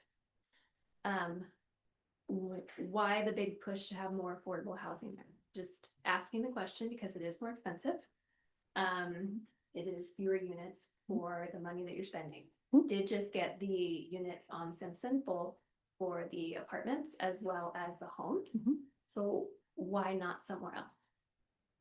I think great question. Number one is this census tract has the most access to opportunity for low income folks of any in Bend. Folks who grow up in poverty, but in the census tract have much higher outcomes for education, for wage growth, all of those things. And part of that's the social connection that folks make, excellent academics. And we all know, right? It's so much easier to call and say, hey, what do you I saw this job, what do you know about it? Than to go in blind. And that's what those social connections can help folks do. So the placement of this affordable housing for us speaks to our desire to provide equity and how we look at our community as a whole and where we are choosing to put our most vulnerable citizens. And to me, the best option is to put them on the doorstep of the work that is there for them. That's the service corridor, largely along 14th and very accessible, as well as across the street from the pavilion. I'm not as cool as Amy, so my daughter is only 13, but she is at that pavilion every single opportunity that she can be. And to have kids be able to access these incredible amenities that don't always exist everywhere in town, to have that walkability. Keith and I were like, do you think we could see the river from these units? We can't. We don't think we can. We can't go that high. But the idea of that was pretty exciting. And so to me, it's really the equity push and the goal to provide things differently than what we've been able to provide before. And that's part of why I'm sitting here.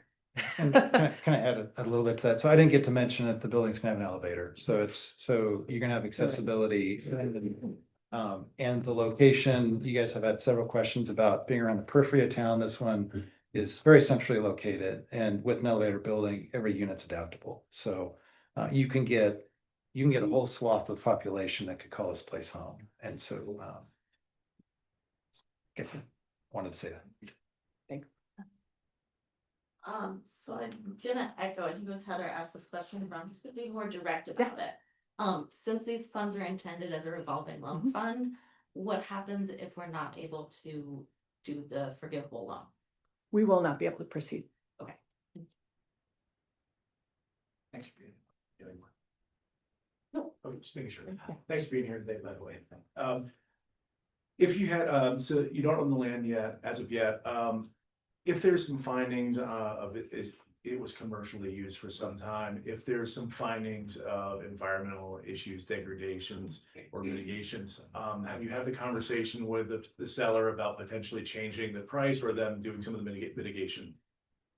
This seller is not necessarily motivated by our mission, as we understand, so I'm not sure if that flexibility is gonna be there. We did have extensive conversations through the Realtor, and we are under contract. We have a pretty long due diligence timeline we don't go hard until after the environmental review would be done, but we do anticipate doing phase 1 and all the other studies to ensure. We did do some research to determine that the bullets weren't actually made on this site. No, I completely understand. It's all commercial, so that's a sort of Yep. thing. And have you felt there any move for flexibility with mitigation, just due to the fact that anyone they sell that to is Sure. gonna have the same issue?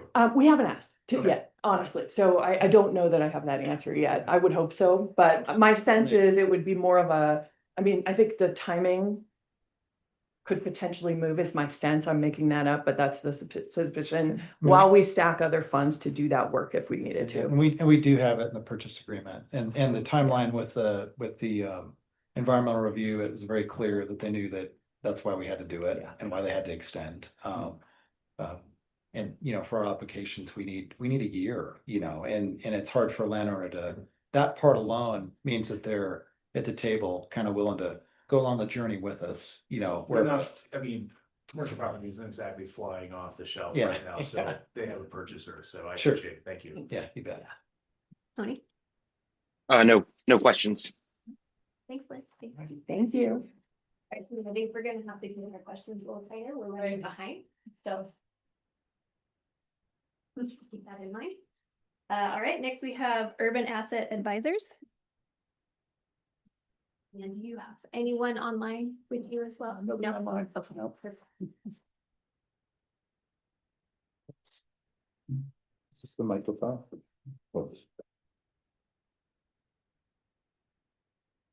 Good afternoon. Next slide. That's how's that for an intro? And you're the slide.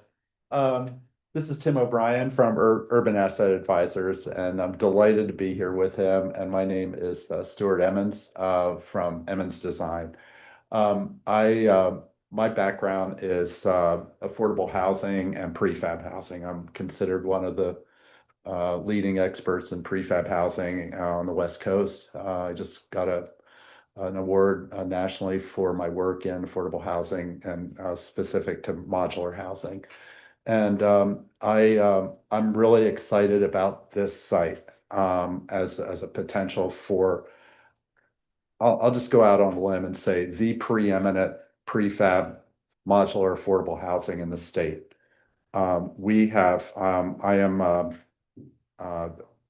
Came in number 1 in the Modular Housing Development Fund for OHCS. I've been working on that for the last year, doing units that would be rolled out for this project that are efficient, beautiful, and meet a need that we really need in Bend. So I'll go ahead, Tim. Yeah, so we've owned the site for a number of years. We bought it with the intent of building apartments right before hard costs went through the roof, and so it's become unfeasible. So we've got a duplex sitting on there right now that we've been just trying to solve, and so that's what we're doing here. And so this is, we do already own the land. Obviously, we have no debt on it, and we're trying to find a solution to get some housing built here. And I have not built low-income housing, but I build apartments. We've done about 14 projects in the last decade, roughly 1,400 units, all market rate. We own a LIHTC deal up in Washington. We have a bunch of workforce housing, about 14 projects throughout Oregon here that some of that is workforce housing as well. So, but we're excited. I'm excited about this site. I mean, we're right at the bridgehead for the new pedestrian bicycle bridge. Obviously, we're just two blocks off of downtown, Main Street in downtown. I don't think you get any more, kind of main to main than this site. I've known Stuart for coming on 20 years now, something like that. So we're excited to put a modular deal on this site. Actually, Stuart just visited the plant down in Cape Falls that would likely produce the modules for this. Yeah, I've had quite a day today. Meeting you, of course, is my high point, but this morning I was down at IntelliFab down at Klamath Falls. And I'm very excited by that factory. I don't get excited by many factories, and they're I think have got really great potential. And also this afternoon I met Tim at his Terra new housing project, and Tim and UAA have a track record of getting really good projects done. And that's why I'm excited to team with him on this project. Okay, let's try the next slide. So this is a rendering of the outsides 4/1. We have 40 studios, 8 one-bedroom units, and 4 two-bedroom units. There's a coffee shop on the ground floor that would be right at the foot of the overcrossing. Next slide. And that's a ground floor with some parking. Right now we're showing, I believe, 22 spaces and the coffee shop over on the bottom right. Okay, next slide. And this is a typical floor, one of the most efficient prefab designs I think that's ever been done. There'd be nine floors, very little impact to the neighborhood. This would all get installed in a week, and then there would be some fit out. So that's another big advantage. Yeah. Next slide. And this is a rendering of an interior unit. Or interior of the unit. You're good. Next one. Yeah, that's great. Oh, sorry, spreadsheet. So we are looking at, we have a gap, and we're looking at about an 18.125 project. The use is over on the left. Tim's group, UAA, owns the site outright. Construction costs, soft costs, with a cost per unit. And then over on the sources, UAA has some excellent financial partners, and there's a track record for that. Next slide. Bit over time. Oh, sorry, I missed it. Yep, we're over time. Are we over time? We sure are. We're going the other way. Yeah. We started going. Oh, we're going the other way? Yeah. Okay, well, we can skip this boring slide and we can open it up. Questions. Yep, Yeah. thank you for that call out. Perfect. Thanks. Ian, any questions? I just seen the application, it says we're planning to apply for the MUFTI program. It would be subject to the requirements, which are 9 years. Are you aware that the program is not available? I was as of yesterday. We knew you were gonna ask this question. Yeah, so great. And thank you for warning me about the question coming up, because I would have been a deer in headlights sitting here. So, yeah, that's going to impact things. I mean, at the end of the day, this is, we're, of all the people here, we're probably, I at least it feels like we're maybe earlier stage, putting the capital stack together, and, we have to solve that gap. I mean, I'm just going to be upfront, and, we have resources to do that, but there's nothing, it's not solved. So, Okay, so that kind of widens the gap a bit. yeah, Okay, let's see.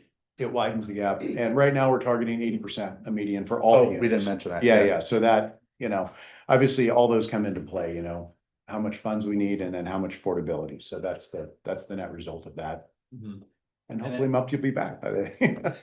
Get it back in line. So Helps. I see another one that says, and I don't know if this was because it's specifically to the MUFTI, but that you would ensure at least 10 years of affordability. Was that because of the understanding? Yeah, of the program, or that was where that came from. Yes, Okay. because of the 10-year with the MUFT, that was why I was like, it was an easy connect the dots. Like, well, we know it's gonna, we can tell you for certain it's gonna be at least 10 years because it's gonna be required. And that was where that came from. is there any possibility of it being longer than 10 years, or is that where the Likely, yes, because the sources we would be looking for to fill that gap would be, state and some other sources where there would be a requirement there. And again, we're too early to even say lift or anything at this point. So it's really, we're exploring what kind of program we want to do for this. So you caught us, this came in super early. And so, this is a piece of the puzzle. Yeah, Yeah, thank you so much for answering my questions. of course. Yeah. Just to clarify, this sounds like all of the funding is pending or not gonna apply for, is that correct? Say that one more time. Funding for the project, do you have any secured? No, other than our cash in the deal. Yeah. Yeah, Land? yeah, that's right. Yeah. Thank you. I mean, the commercial bank, we would just go for a commercial loan with First Interstate or WaFd, you know, a lot of different partners we've. Better done go, loans. better go first interstate. Better go First Interstate, right? Well, we better not, because then he might get in trouble. We've done loans with First Interstate. I'm good, interest of time, I think. Yeah. As well. I'm good, thanks. Yeah, read through it all and this, that, thank you very much. That, Yeah. all right. Tony? Thank you very much. Thank you. Appreciate No it. questions. Thank you both. Okay, thank you. Next up is Bend United Methodist Church. No. Central Valley. Oh, I skipped it. Sorry, I checked off the wrong one. Thank you for calling me out. Central Valley Coalition for Affordable.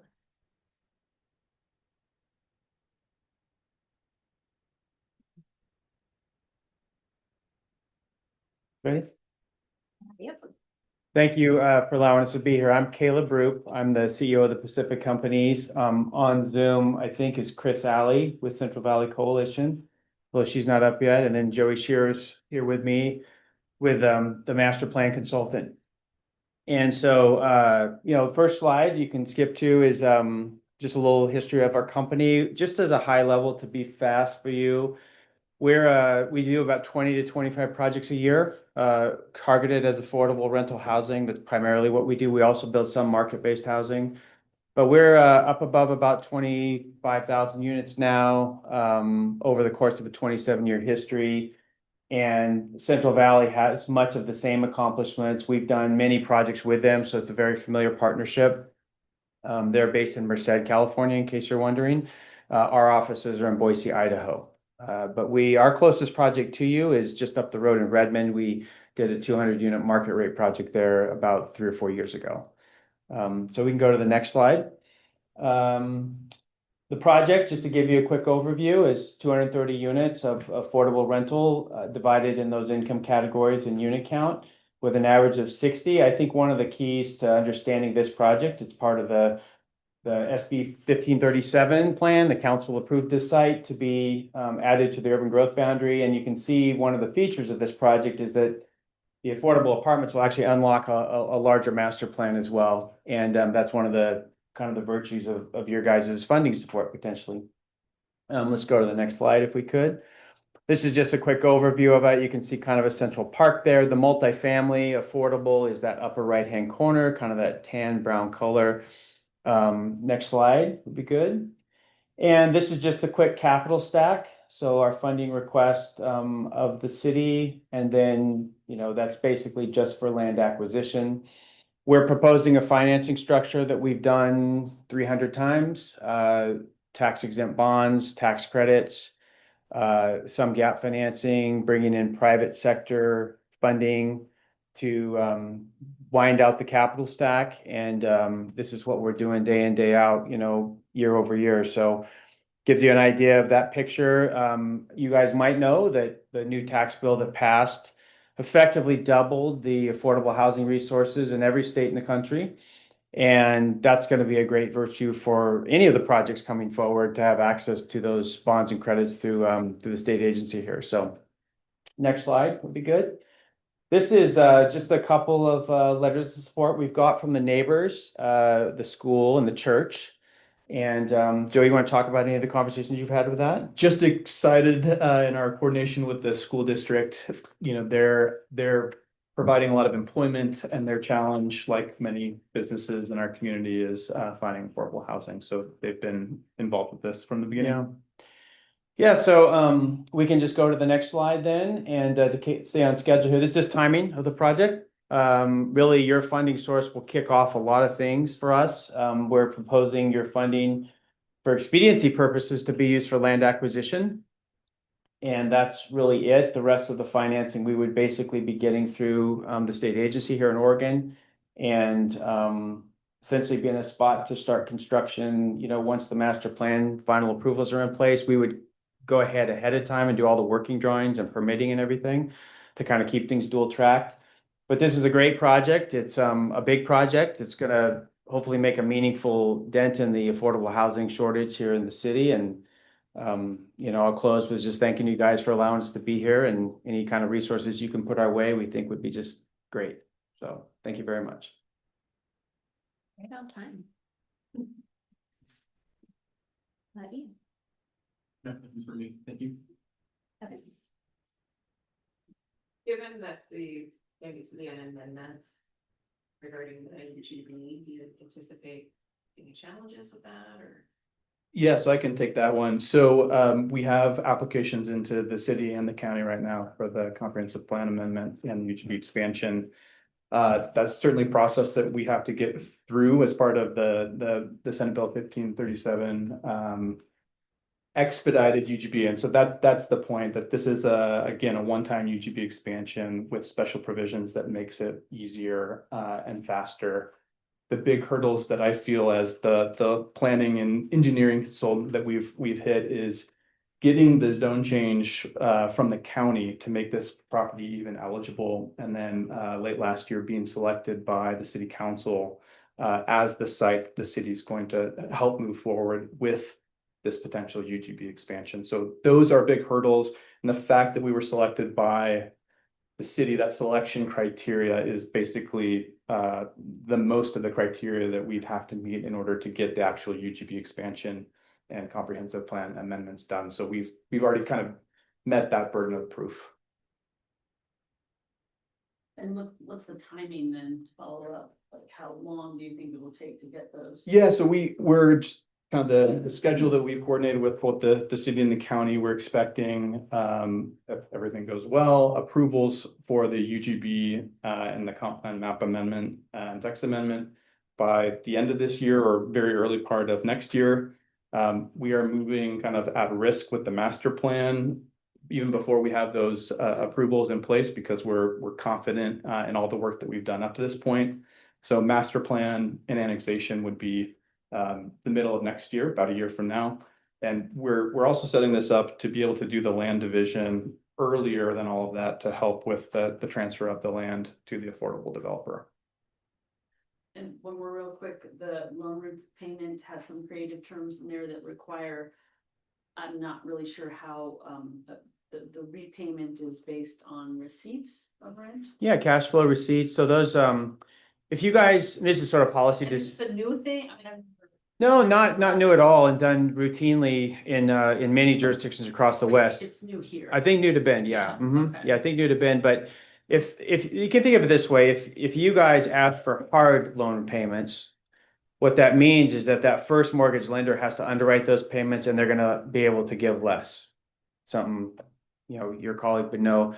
So by having it residual receipts based or cash flow based, what it means is that the payments don't have to be underwritten as hard debt. And so the typical debt service coverage a lender could go to, it allows us to maximize private proceeds versus, ask for more public subsidy because your loan has to be factored with that first mortgage loan in addition. So we see, oh, go ahead, sorry. It's just a whole new, accounting task for the city. to Every year, have. no, every year gets audited. So an independent auditor audits the cash flow of the property and discloses that, provides that. Very routine. Now in Idaho, as a difference there, they do more like you do, like when a fixed loan payment. So if you guys said the loan payment had to be per your normal way of doing it, we would say, okay. And we would be able to borrow less and we'd have to get more subsidy from someplace else, to close the gap. But effectively, it's a gap closing strategy that allows you to ask for less public subsidy. That's pretty much it.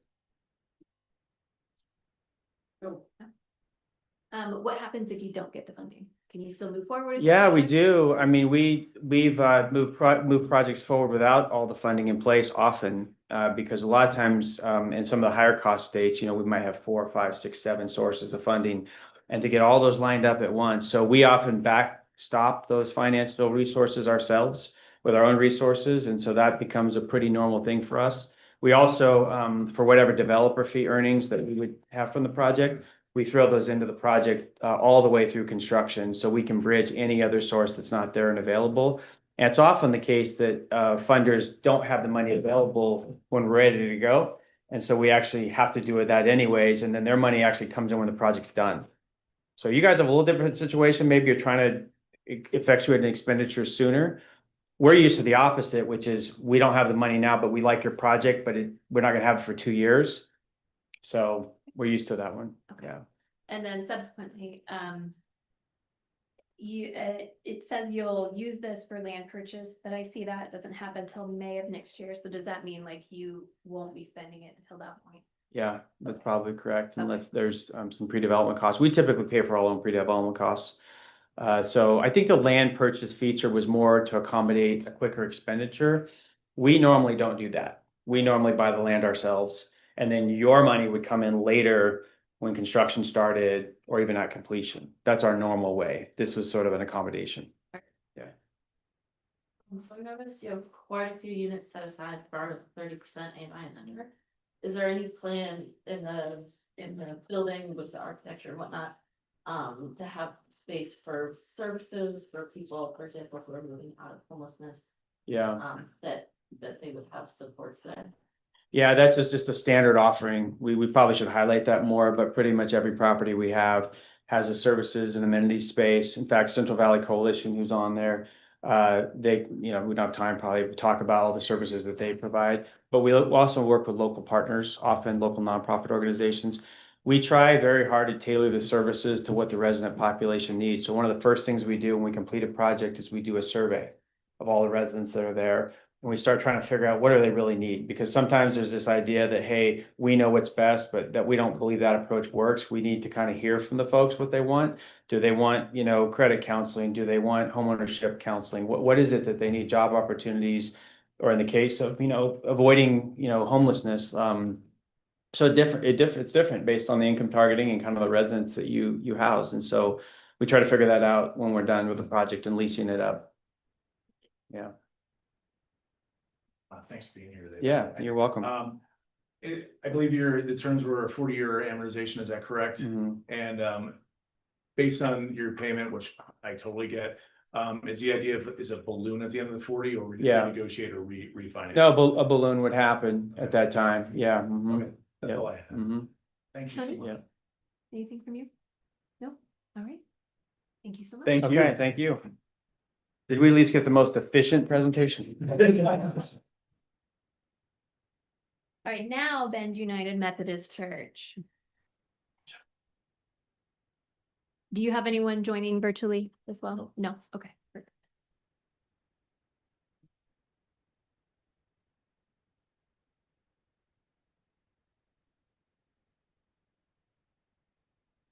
Just glitch. Wait a little bit, but it's coming up. There we go.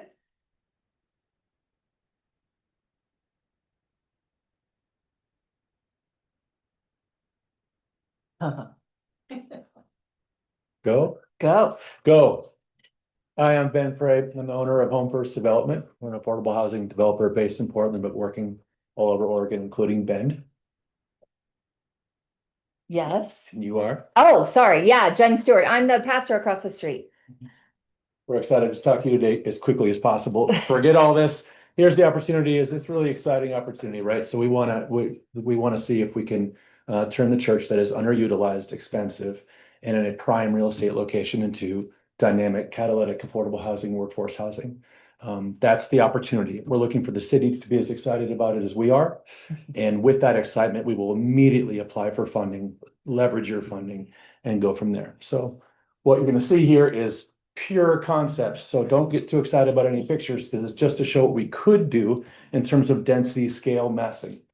But everything we want to do will be based on a robust community engagement to figure out the right AMI levels, the right scale, the right design on the exterior, interior services, etc. So you can see we're showing you one concept. We've got about 15 of these showing we can do this. I think we can get up to about 140 units, multi-stories. But then obviously we want to work through the trade-offs on parking, neighborhood, who are we trying to serve and accept. But we know likely it would be between 30 and 80. Next slide, please.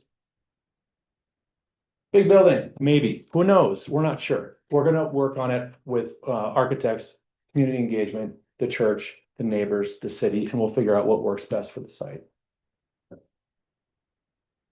We've done this before, but first let's talk about the church. Yeah, so we've been downtown for over 100 years, and we have a robust ministry. We're doing lots and lots of things, but in a building that is expensive and no longer has 300 people in it to support it.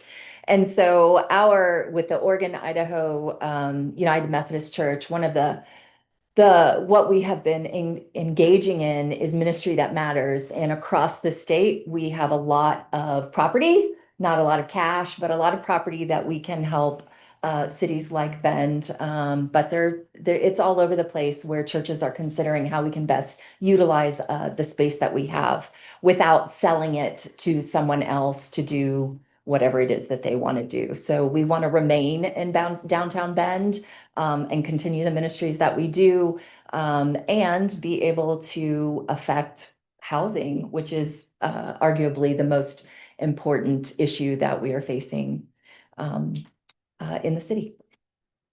Cool. We're Home First. We do a lot of affordable housing.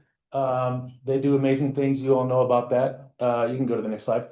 Well, we have we're one of the few teams that has actually done affordable housing with churches. We've done it in 3 different ways. We're just converting their land. We partnered with churches on a tax credit project. So we've done this before. But next slide. Ethos is better at the cool stuff. They do mixed use commercial all around the Pacific Northwest. So they'd be a fantastic partner for us to make sure we have the requisite experience to really make sure this is as good as the site deserves. Next slide, please. Technically, so we've done, I think, 16 projects with Lyft. Right now, to apply for Orca, we really kind of just need to know our unit mix and our AMI. The minute we know that, we will apply and we'll get on a waiting list, and then we'll be funded and we'll build it. Next slide. We think this is a tax credit, a 4% deal. We've done 15 of those in the last 7 years. Our company has. We would work with the city to access as much funding as possible. The more funding, the better the building. It could be expensive. We don't. But I mean, the thing is, this is a one-of-a-kind catalytic opportunity for the city to be excited about. We're excited about. We've done it before, and we think this could be just obviously fantastic for the city. Thank you. Any questions, Ian? I did have a question about the agreement between Methodist Church and Home First. So I believe in order to use the funds, you need to be a nonprofit. I'm just curious about how this arrangement's going to work. Well, we are too, right? So to be honest, I mean, it's obviously a complex transaction. So what we would expect is it would be similar to a normal tax credit arrangement, right? Where we have the church as a nonprofit and it has a special limited partner or an AGP. So it cannot be that. It cannot be that. Then we would then work with you to use a full nonprofit for the acquisition and go from there. I think there'd be no shortage of nonprofits who would want to fill that role. Okay.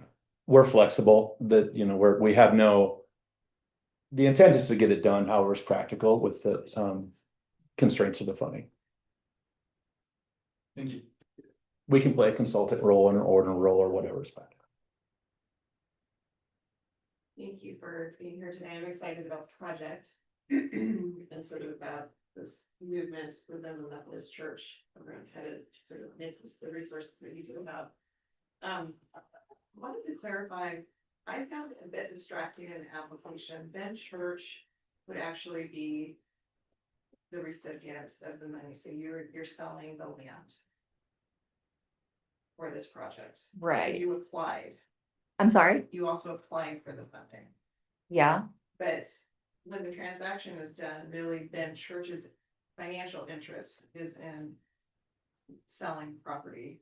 And then there's other entities who are actually going to be developing the project. Right. And then you will have no interest in housing after it's completed. Well, we will be there on the property and we will have, Right. we will have our own space there and we will be part of the entity we will have a very small part in the entity that is created. So. Look, we expect this to be a 4% tax credit project, right? So there's an investor coming in as a 99% owner that would, to the extent these funds are going to go to anybody who's using 4% tax credits, we'd be using the similar structure. We want to learn what the handcuffs are on the project. We would like to be a part of it long-term so that they have the support of an affordable housing owner. Maybe that looks like as an asset manager or a partner. We're not exactly sure. We do know we would create a new entity for the transfer of the property. And then we know that entity would be updated at closing of tax credits. And that entity would have to be a nonprofit under the pro-housing regulations. our intent is to come here and say, here's a site, it's under control, it's zoned appropriately for this, we're experienced doing this, now let's work together and figure out what the parameters are to make it work. Yeah, I love the idea. It's tough to envision for you how that's gonna work, and without 501c3 status, you don't just get it. It does take application. So I'm excited, and I hope that if you don't get funding today, we'll see it in the future. Yeah. What happens if you don't get funding today? It will take a while to figure out what our next steps are. Would you continue on your mission to? Yeah, I mean, it's a live conversation, as you may have seen. And apparently I'm going to hell now for starting this conversation, so. That's never gonna happen. We're looking for first in funding that supports pre-development efforts. I mean, obviously, to get this to an SD set would be fantastic. The minute we know our unit mix is AMI, we're gonna apply for a lift and 4% tax credits. The more money that comes in from the city, the better. Yeah. Right? So in whatever form. I'm curious about, you mentioned that the church would be essentially torn down and build a completely new building. We don't know. You don't know, okay. Then I would just be curious if that were the case, your thoughts on all of the services you offer to unhoused people, particularly your mail services. What would that look like if you were to not? We're working with other nonprofits that we are already in partnership with that would move away for a couple of years while we build the building. But no, none of our services will stop. We have a lot of community partners that we work with, and so the hope is that we could do more actually in the building. Part of it is the building was built over 100 years with different ideas about what they were doing, and the ways that we use the building all the time now, but there's not more that I can rent out to keep it going, right? Like we've got a Montessori and we've got the Boys and Girls Club, and I could go on, right? But it is not enough with the price. This is the way they are in Bend now to continue. And so we have to think creatively about ways that we can continue our ministry. So that's what this is about. Yeah. Thank you. Folks plan projects, so thank you. And I understand a lot of the plans aren't completely done, but this is just asking, ground floor. It looks like the intent is to have the ministry still in this building. Is the intent to have the entire ground floor to be something for the church? Pretty much, yeah, that's our hope. Like maybe we are open on Bond Street and then the people who live there open up to Stats so that they have their own private entrances and are not dealing with church stuff and our ministries. And that way you'd be effectively a tenant of the building, right? It'd be- Yes, and that would be my expectation. And the intent would be probably a very low rent lease for a very long period of time. Yes. Something to that effect. Okay. 4 million seemed like a very specific number for the acquisition. Is there, and this is just asking, is there a specific reason behind that number to acquire the property? I think we sent in, I hope we uploaded the comps. Our partners at Ethos did a market value summary. We would obviously get an appraisal to support the. Oh, no question about that. There was this comment specifically saying there was a need to do that to continue with the church's mission, and that's why I was asking the question. Just not for property value, but for, is there? And frankly, we were expecting that the committee, to the extent that there was an award, maybe it wouldn't be for the full amount. Maybe there's some amount that comes and then there's an owner carry. So, to be honest, we're pretty flexible about how that sales would even happen. Okay. And to be clear, I do like the project. I wasn't trying to shut you down. Yeah. Thank you. It's just that there are so many steps of what ifs and when I appreciate that. And I will say, look, we've formed nonprofits very fast for multiple projects. If we need to do that for different funding sources that have come through, we are very active across the state right now, working with dozens of nonprofits and churches. We do have the expertise and experience to pull off whatever your requirements are. Thank you. Tony, any questions? No questions. All right. Thank you, Ben and Jen. Thank you. Appreciate it. Thanks, y'all. Next, we have United Housing Partners.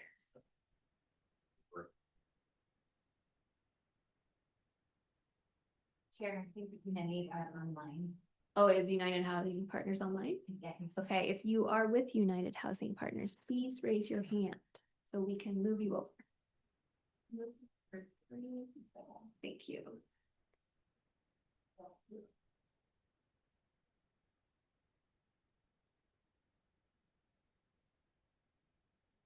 Can everybody hear me? Yes. We can hear you.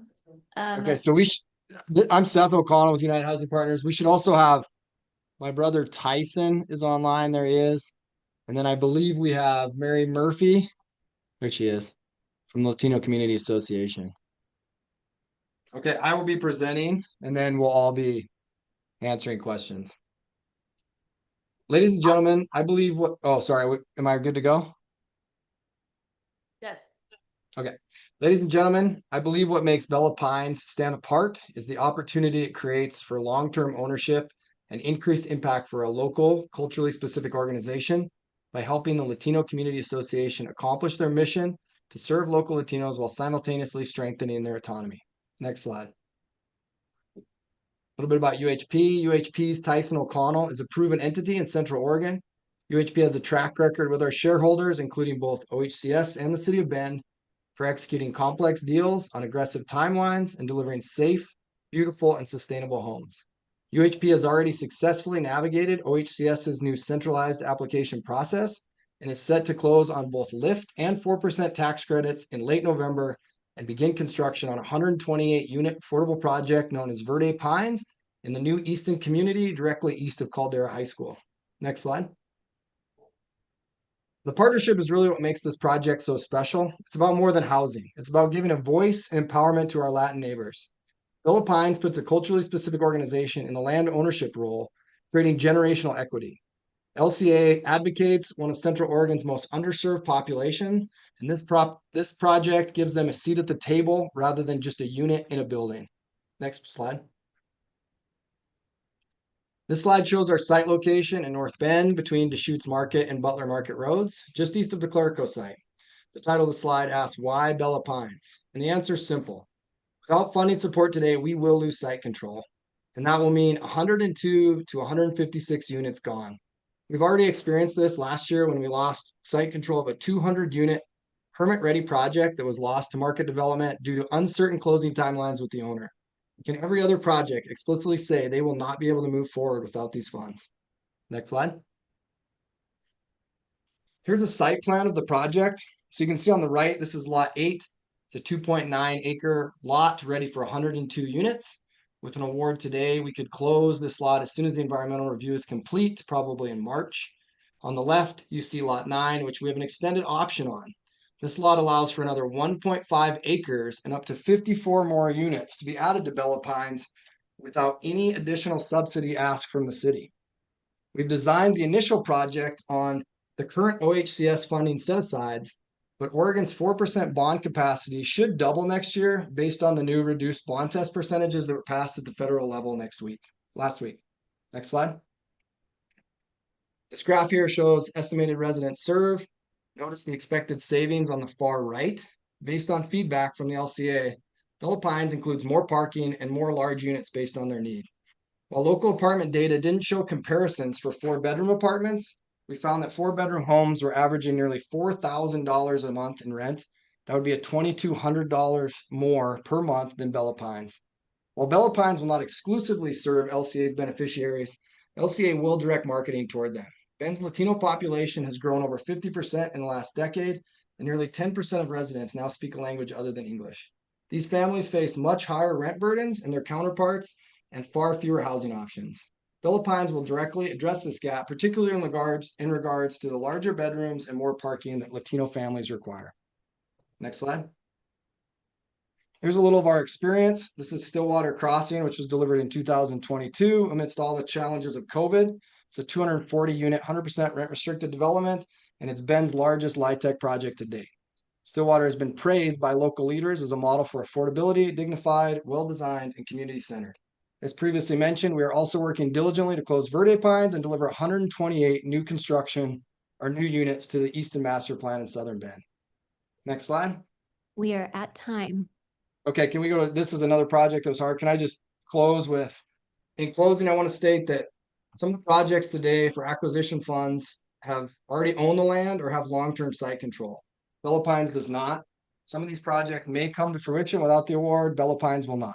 Despite fierce competition, it's AHAC's responsibility to deliver the most units possible, and we hope that the committee agrees that this project meets those goals.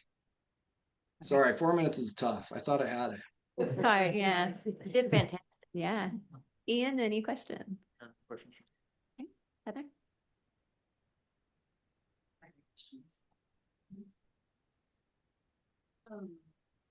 Come back to you.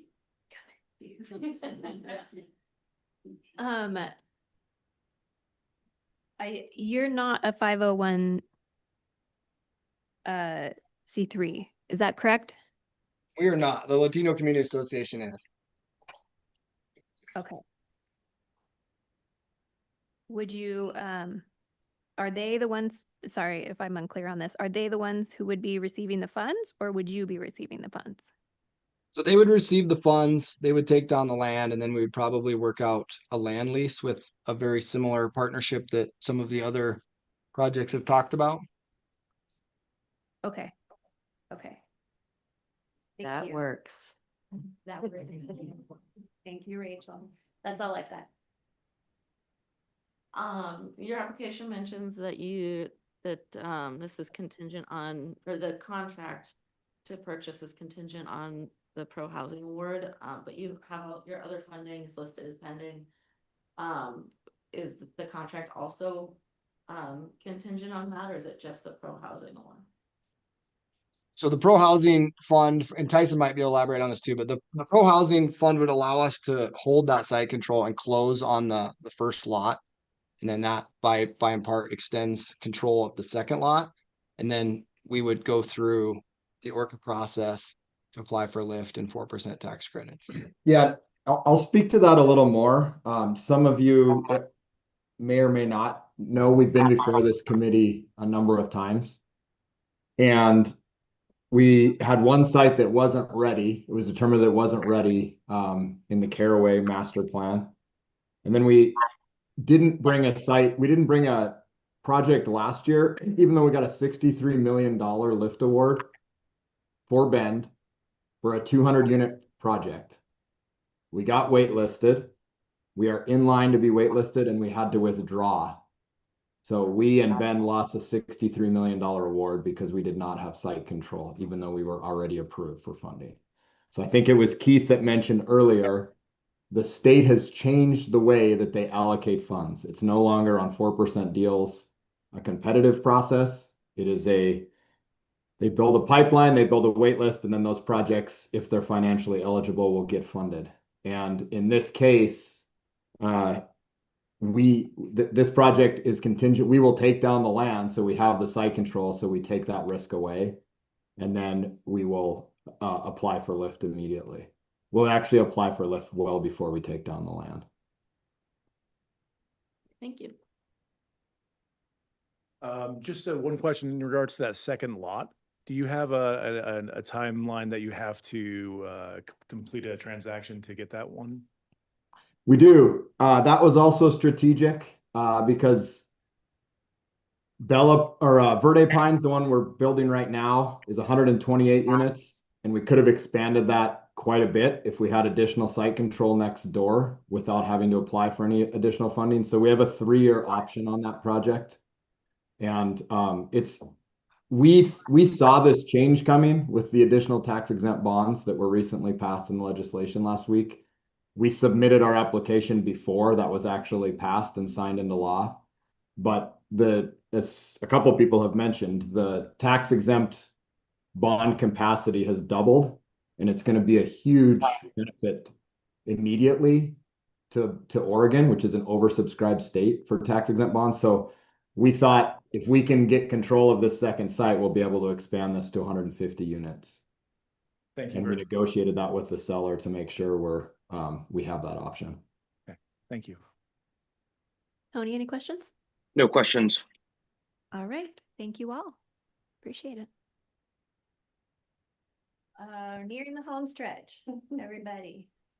Vital housing. is next.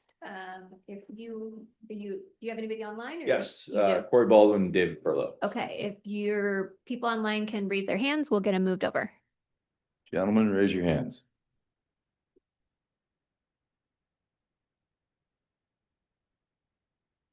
Tell me when.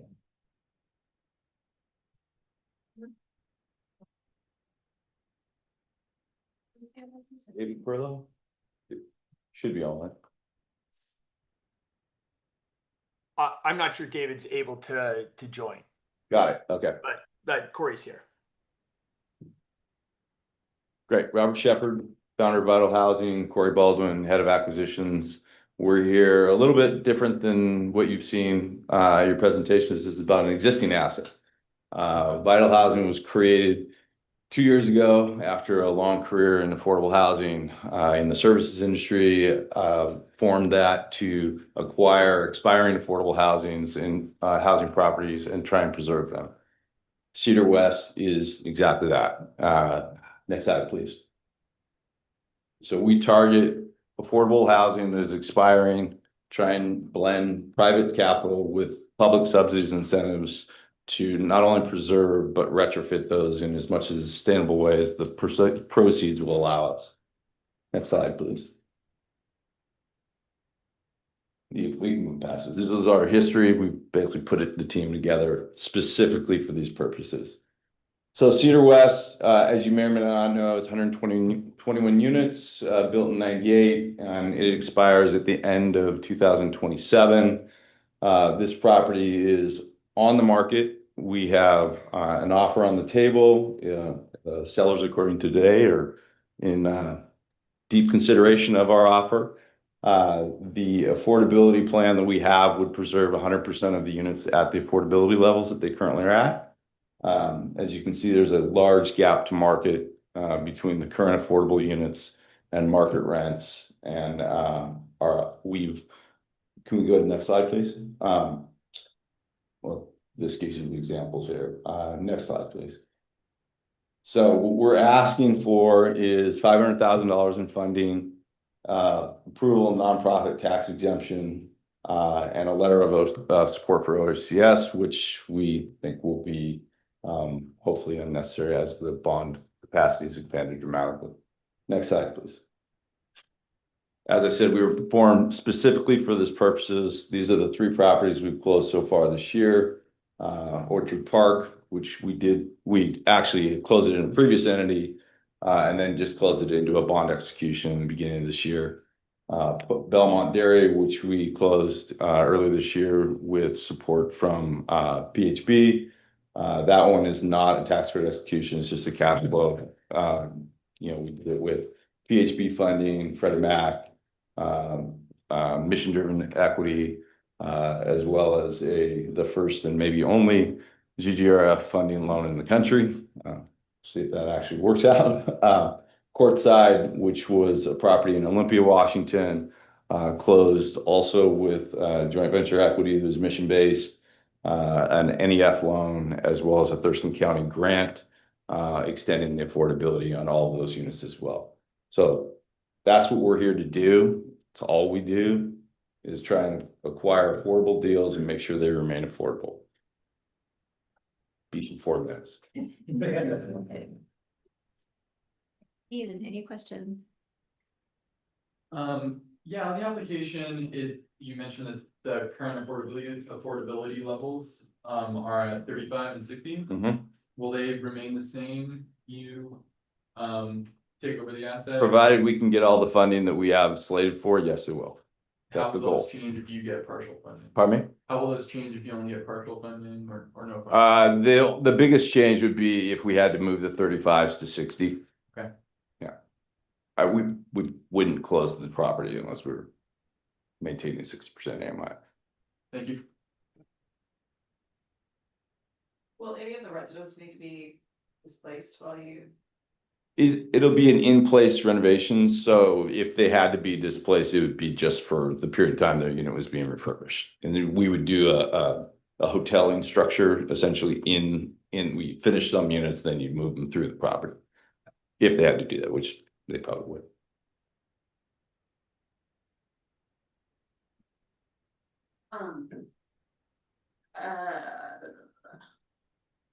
So you are under contract or you're not? We're not under contract. Not. No.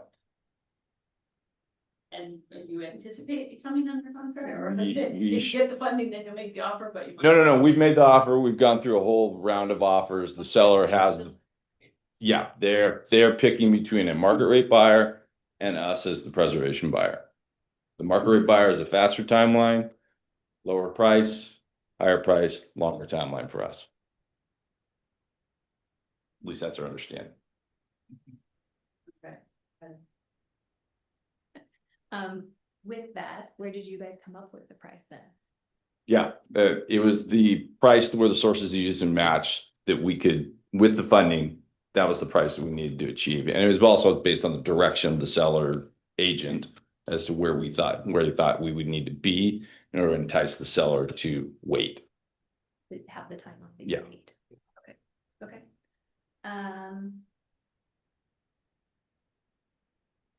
That's all I've got. I have a couple questions about partnerships. Yeah. So your application mentions that you would need a nonprofit Mhm. to partner with. Are you in conversations with any nonprofits? I noticed it didn't look like you've done any developments here in Bend locally. So just wondering if you have any that you've been talking with who are excited about this. Foundation of Affordable Housing would be our preference. We have a initial conversation, and that's the only one we've had. All of the ones that you saw on the screen, we've done a nonprofit in those partnerships. Okay. Yeah. And then my other one is about the services that you would offer to tenants. You mentioned Viva Benefits, which is not local and not nonprofit. Would you be able to consider partnering with local nonprofits? to Definitely. do that instead of sending that money to other places? Yeah, we, depending on the situation, the three properties that you saw up there, Viva serves as a reporting and a facilitator. But if we can solve the same solution without having them involved with a local nonprofit, we absolutely do that. Matter of fact, that's the direction we've tried each time. And they're just for purposes of those three properties, you know, we kind of needed somebody to help facilitate them because the nonprofit hadn't been experienced enough in what we needed to do from a reporting standpoint. Thank you. Yeah. You've answered all my questions, so thank you. Sure. Great. Tony? No questions. Thanks. All right. Thank you so much. Thank you. Look forward to it.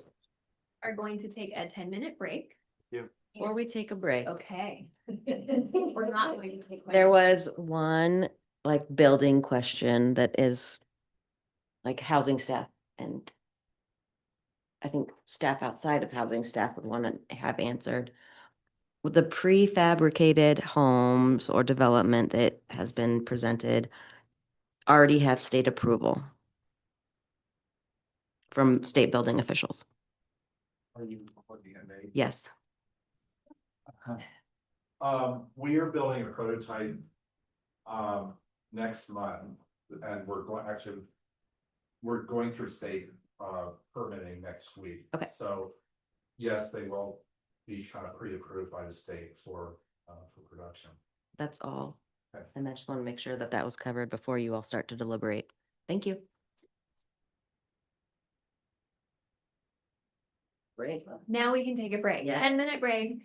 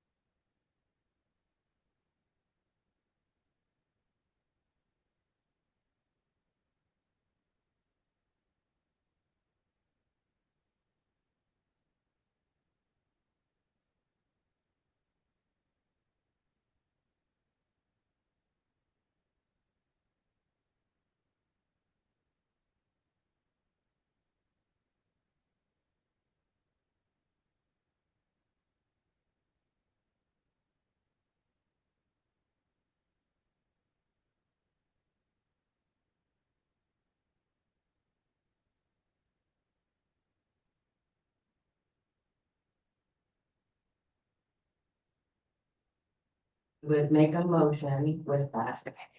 However, to make it feel like the numbers or the presentations were like compelling to change the numbers. Okay, can you try it? Yeah. Okay. Tony, can you hear us? Yes, I can hear now.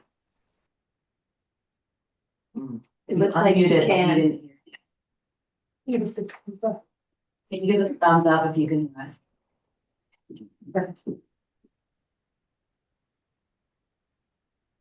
Just concerned if we can't hear. I can hear now. Can you hear me? I want him to be able to engage in conversation. Can you hear me now? Where are we supposed to hear him from? Is it over there? Is the speaker over there? I'm just clicking buttons.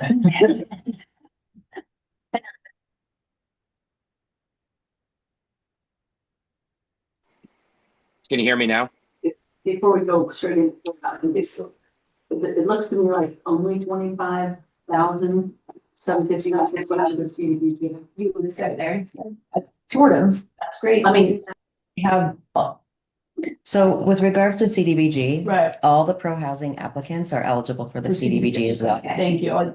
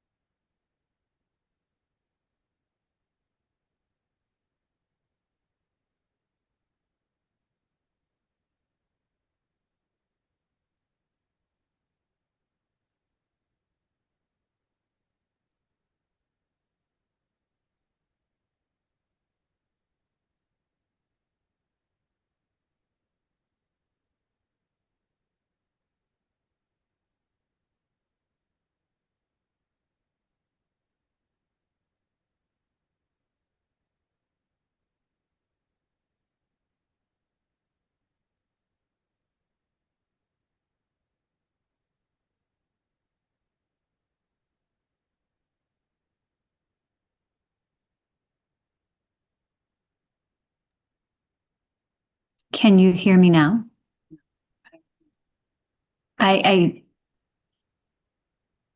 Counselor Platt, can you hear us now?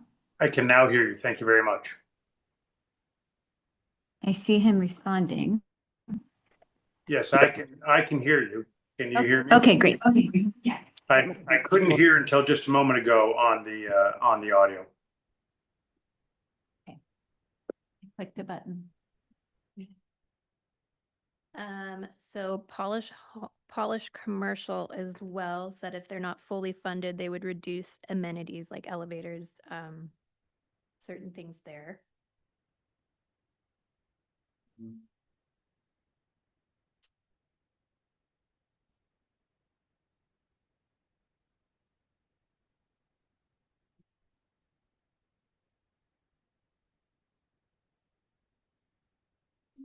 One consideration that is in my mind is thinking about applicants who have site control or own the land. Because, and we have a number of really exciting projects, but some of them have more unknowns and hurdles ahead of them than others. A land acquisition would be more expedient, however, for getting the funds out the door. So that would be different than site control. So when an applicant has land under contract, that is not site control. Oh, no, I mean, that technically isn't site control, but if they have a purchase and sale agreement or something to that effect, that would be, We're waiting. That for would the- work, These yeah. funds to buy it, so it can be spent right away. I've been thinking about that as a form of site control if you have a contract. Offhand, do any of you know how many people, households, Habitat for Humanities one would serve? I forgot to write that. 30. Thank you. Tony had his hand up. Oh, no, I just got let back in. Thanks. Okay. I have a question. Just as a thought, and there's some that are obviously rentals, some of that are purchasable homes. Is there any weight that we would want to put on that, the difference between home ownership and having a rental that's affordable? Because I'm looking at, for instance, Thistle and Nest I love what they're doing, but that's 29 homes maximum, 31 for Habitat for Humanity. But if we start looking at some others like Caldera Ranch or Bella Pine, we're looking at over 100, 100 to 200 affordable residents in that time period. So that's, I just want to point that out and ask if there's any weight on anyone's mind in regards to that. I want to add to that. I really like the home ownership because that leads to economic mobility, helping people to be able to better afford housing on their own in the future. I think that Housing Works had, raised that it is a rental, but they raised that in the presentation that particular census tract leads to more economic mobility than anywhere else. So it's sort of a sweet spot. That being said, they do require it to be a forgivable loan, which I'm not super excited about because that sort of ends with the $4 million. It can't be used again and again in the future because this problem is not going to go away with one development. The problem being lack of affordable housing. Can I throw a number out and you guys can react to it? Okay, what if we did the full 4 million to Habitat? Did you say all 4 million? I did. I would be okay with that, again, with the caveat that it not be forgivable. Yep, I don't think it's in there. I agree with you on that. Yeah. As well. There's two of those in the building.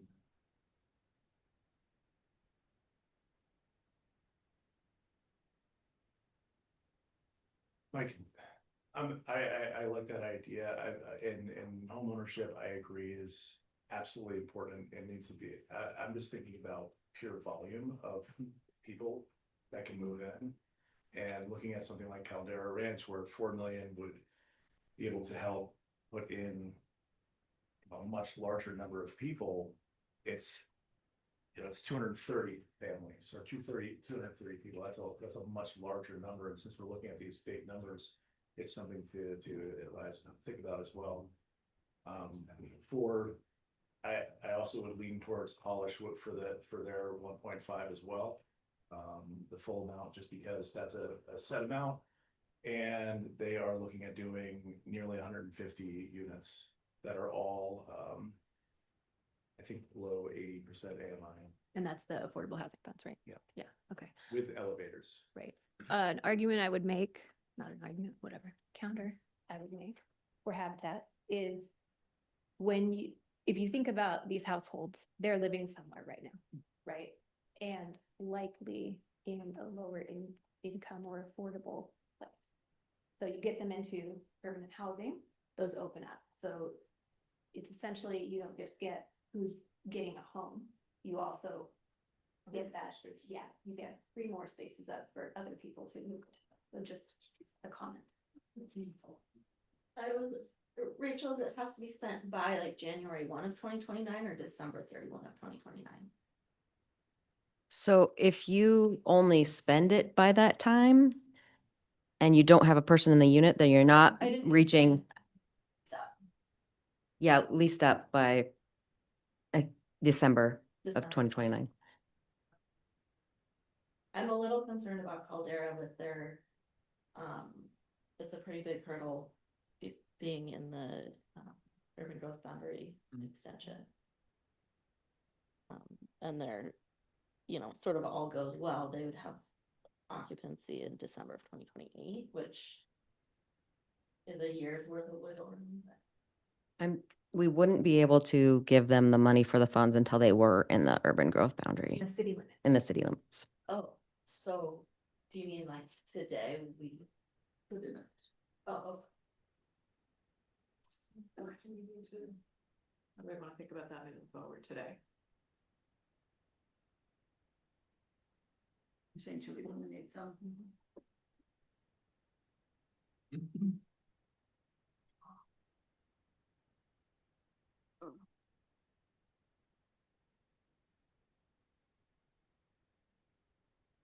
Yeah, I'm struggling with I hear your point, Mandy, in terms of habitat and homeownership and getting out of the cycle of affordable rental.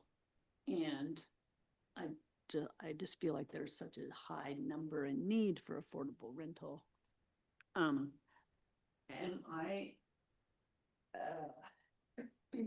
Habitat is also requesting 1.5 of the affordable housing fund. And they need both to move on, or no? They only needed the pro to move on. They would likely come back before some. If we don't, that's right. Body Okay. for the affordable housing if they don't get that today, or find other funding sources. I think for the pro housing, I'm definitely in favor of Habitat. The other one that jumps out at me is Home First Development.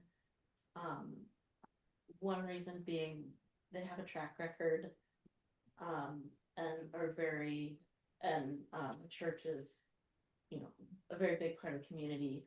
And I'm also very attracted to the idea of sort of having a common vision to get the city and the city's goals and building it together. And that stands out to me. I'm looking at the council goals, which are a little outdated now. But that first one is accessible and effective city government. Having that accessibility to have people, like community members, actually participate in what this is going to look like, as opposed to the 9 of us and the city councilors making those decisions. So I'm really excited about that one as well. So those are for the pro housing. Those are the 2 that I'm particularly looking at. I think that's interesting. I crossed them. There were too many hurdles for them to, I don't think they're far enough along in their process. Yeah. Compared to all these others that are like, they're ready to rock. I agree with that. And there's so many what ifs. Like, I totally love the project and the idea philosophically. But I had to at least start crossing out some, and they were unfortunately one that I did. I love the location, all of that, but I've seen, I think over time, where you see some organizations coming back after they have a few more funds secured or funding options in place. Or at the very least, the 501c3 established. In my mind, that's an essential. So it needs to be done by the time they get in front of us, in my opinion. So I don't, this is a really difficult decision. Is there, it sounds like there's a few that, just cross off for this group. It Well, sounds that like, was my well, personal. no, and I'm with you because the idea of affordable housing through with the church and doing a partnership, I think it's an amazing idea. Right. I want to help that occur at some point. I just don't know if that's today.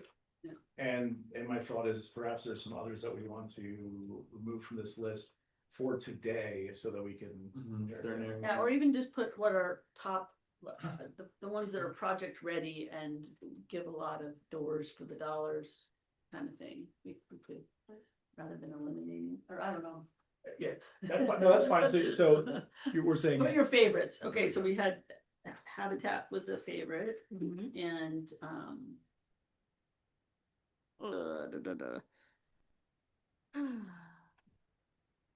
and Ben Church was a favorite. I just kind of am trying to talk you out of that. That was the No, time and I being. don't think I will be talked out of it, and Okay. I'm okay if everyone else doesn't agree with me.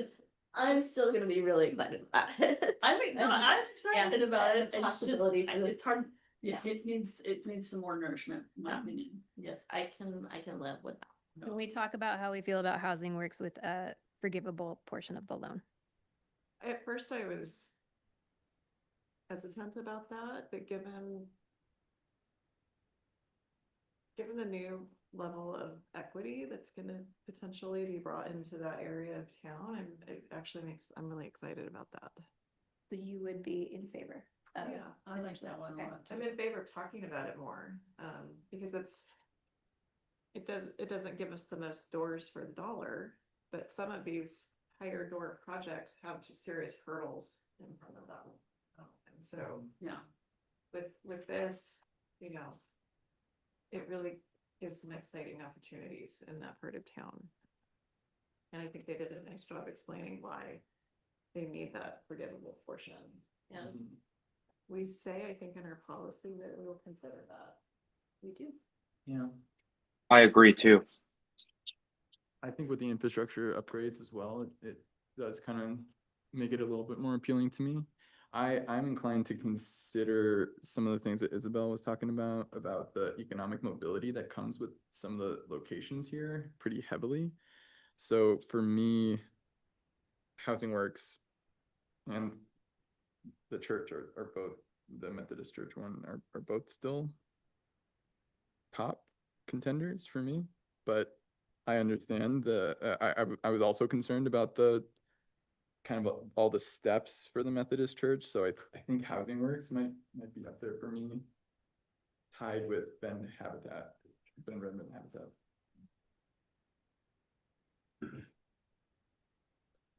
I also like the 60-year, number as I'm comparing some of these, like the ones that stay deed restricted. I feel like some of these projects will get funded, get developed, and then 20 years down the road, if there's not a deed restriction or something else, and they turn into market rate properties, and that's not what. I mean, if we're comparing and trying to pick, I'd go for one that has the longer term promise of affordability. It does have some of the lower affordability, lower AMI brackets as well. I could support Housing Works. And so polish is up there too in that category in my mind, like with the 60. Clerical. I'm looking at the request amounts. Housing Works is not requesting the full 4 million in pro housing. They're requesting 2.75, which leaves 1.25 million on the table. If no one else can accept a partial award, then what would happen to that money? I think someone else can accept it. Oh, This there is is some Nest can. can. I want to say Polish can. Okay. They didn't Polish didn't state like the amount that they can go lower to, it's just gonna impact like the, you know, the amount of elevators and other services like that that they have. And then for Thistle and Nest, it's that like 800,000 increments. Okay. Polish was only asking for affordable housing funding though. Oh, okay.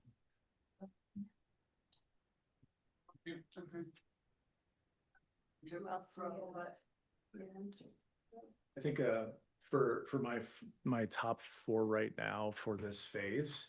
For the pro funding, you mean? Oh, okay. Or this phase? Just I'll do three for pro. Habitat, the Bella Pines and Caldera were the ones that I saw, just due to the fact that we have some housing that is permanent that you can purchase, and then the other two have large amounts of doors for individuals.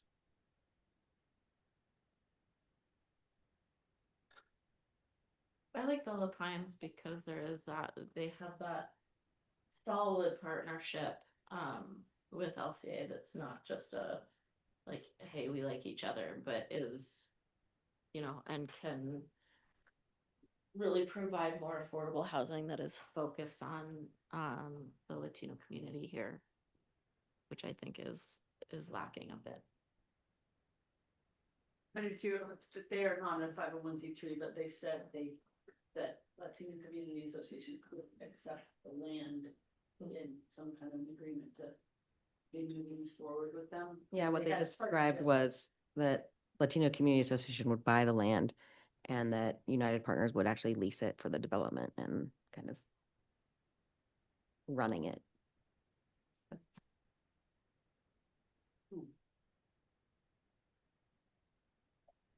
Do they need all of it? Does Bella Pines need all of it? To do the, I believe they said, yeah. Cedar West definitely needed all of it, I think. but that's. No, that was yeah. the last one. Thank you.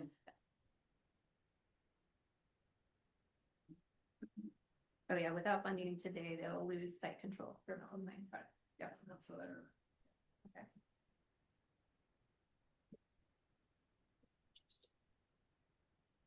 Oh, and they're at 2 points. Yeah, that's what I was asking. Okay. Yeah. I like.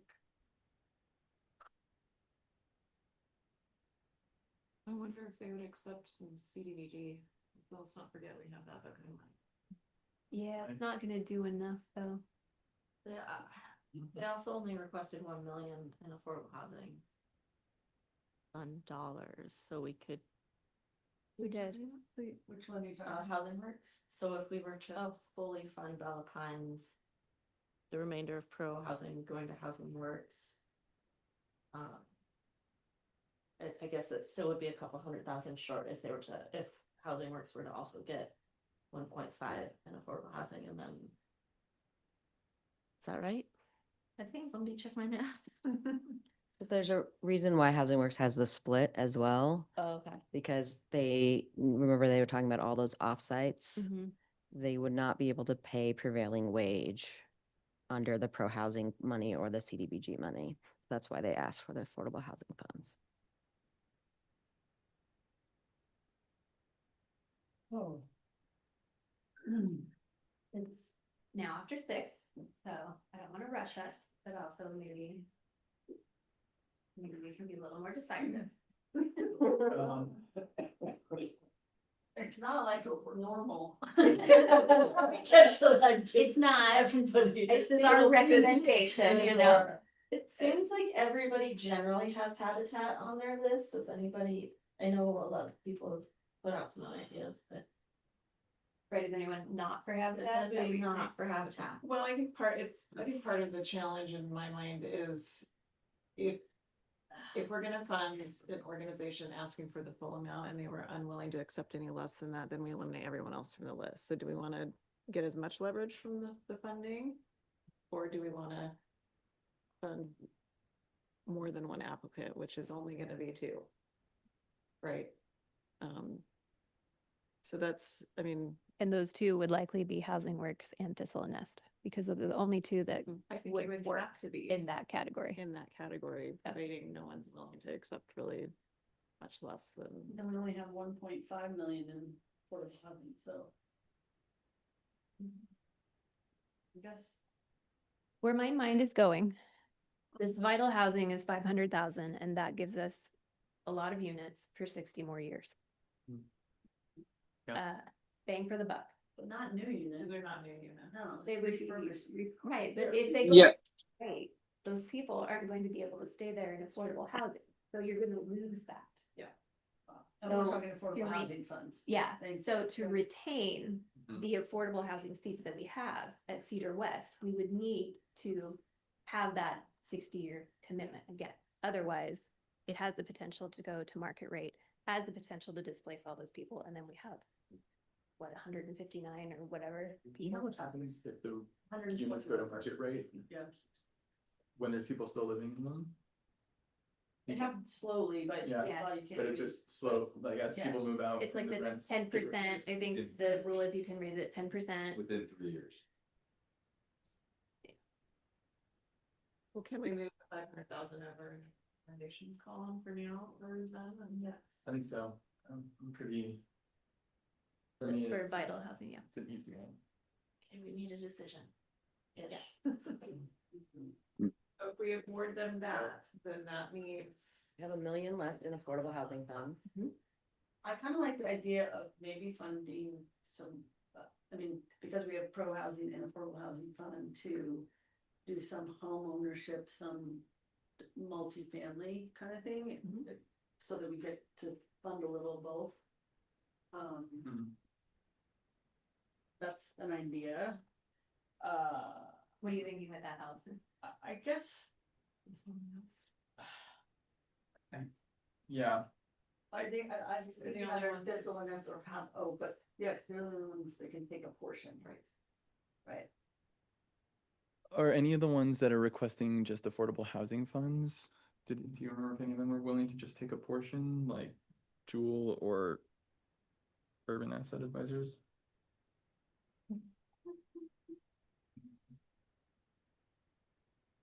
So So Jewel, their AMI is dependent on funding.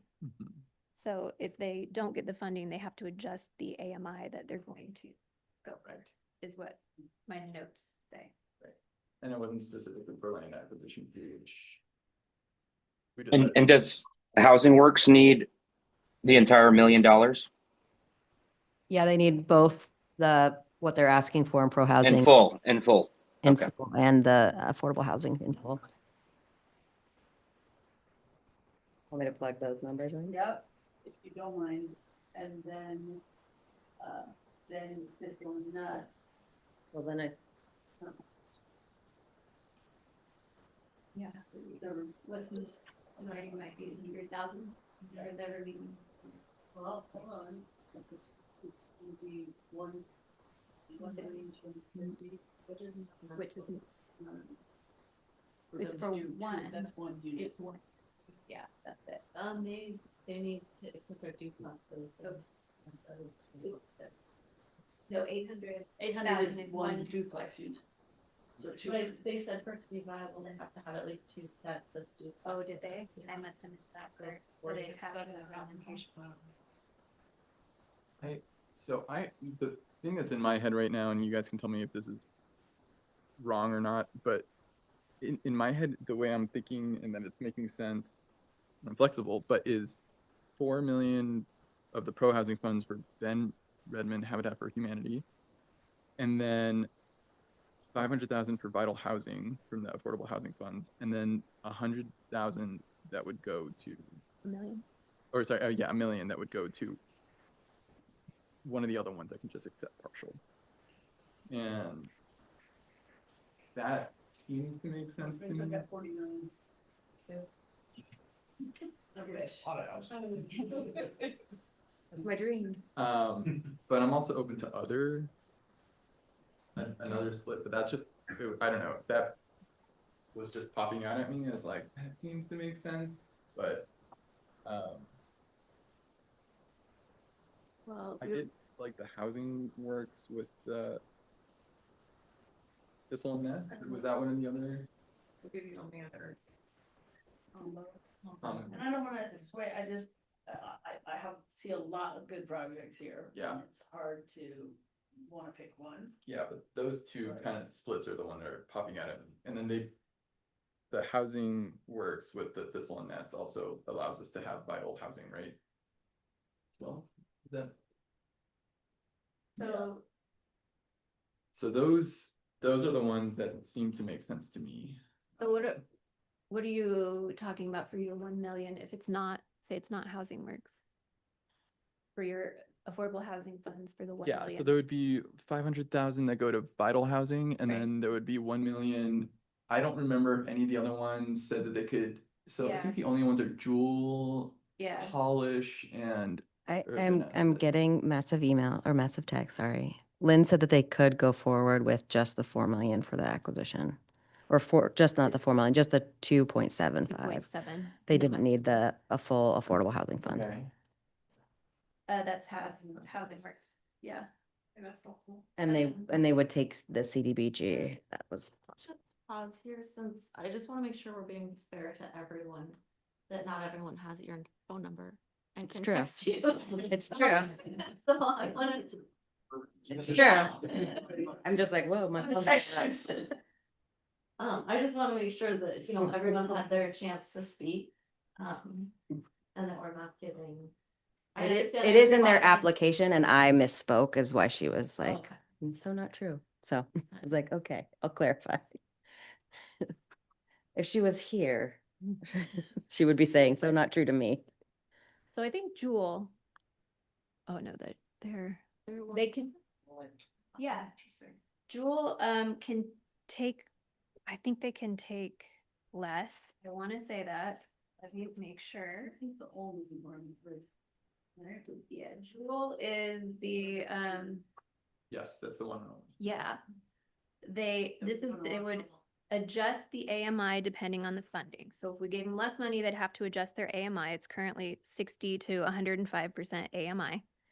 And then the affordability of that would be 35 to 40 years. So 108 multifamily dwelling units.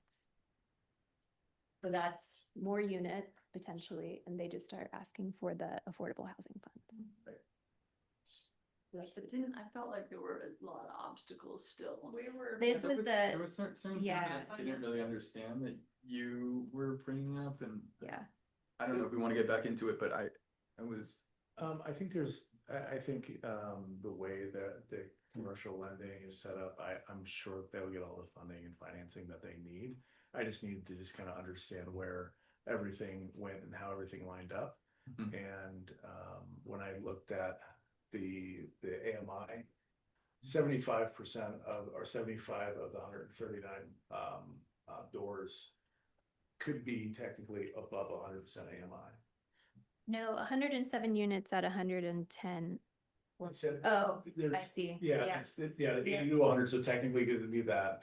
And most of the 60% AMI are all studios. So the majority of the property that has the low AMI are gonna be the 1 bedroom and studios, the vast majority. So that's why I was looking at it going into the amount of the amount of space for folks, it would be a smaller number for what they're doing in project wise. Jewel was awarded tax increment financing at the last city council meeting. Matt is here and can speak to that if you have any questions about that too. You're selected to move forward, but It's true. it hasn't been adopted yet. Okay, got it. But then they were also the application that had, there was a question about whether or not they had a nonprofit partnership to manage. They did. They had P3 on the call with them. Yeah. But I think after a certain period. there was question as to like the property was it had, it was purchased in whatever year For for some amount. amount. And then now it's being sold for significantly more than that. And where was that funding going? Where was the profit going essentially? Right, and they were saying they were throwing it back into the project, but it Yes. didn't, It was hard to follow. it didn't pass the smell test for me, honestly. Okay, that's fair. I just. That's fair. Saying that, Yep. wanna move forward? Let's move forward with something else. Yep. I'd like to, but that's just me. Gotta start somewhere. So how do people feel about housing works?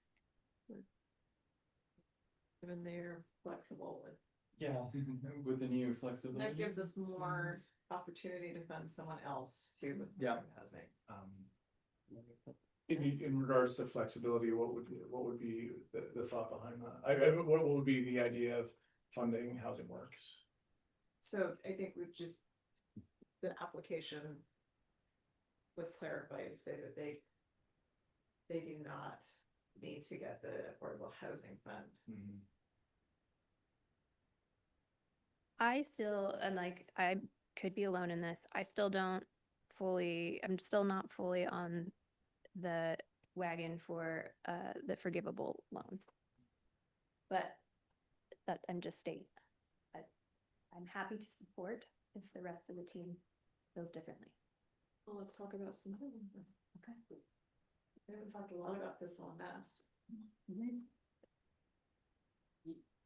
Very different product than the goal. So this illness has two, right? So which one are we talking about first? Woodhaven or prefab?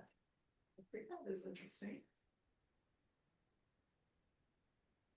What is Woodhaven?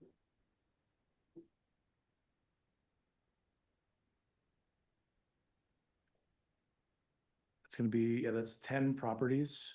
And I think almost all the funding is right in front of us, so it'd be pretty much, I think 80% of the funding would be from the pro funds right there. So just to be clear, any prefabricated construction either has to be approved by the state building department, approved by a tri-county building organization, or approved by the city's own building officer Before it can. before it can be developed. Do we know if That's what we don't know. Is that an impediment for today's discussion? Well, that's a hurdle, like many other people have hurdles they would have to Right, overcome, right? But assuming.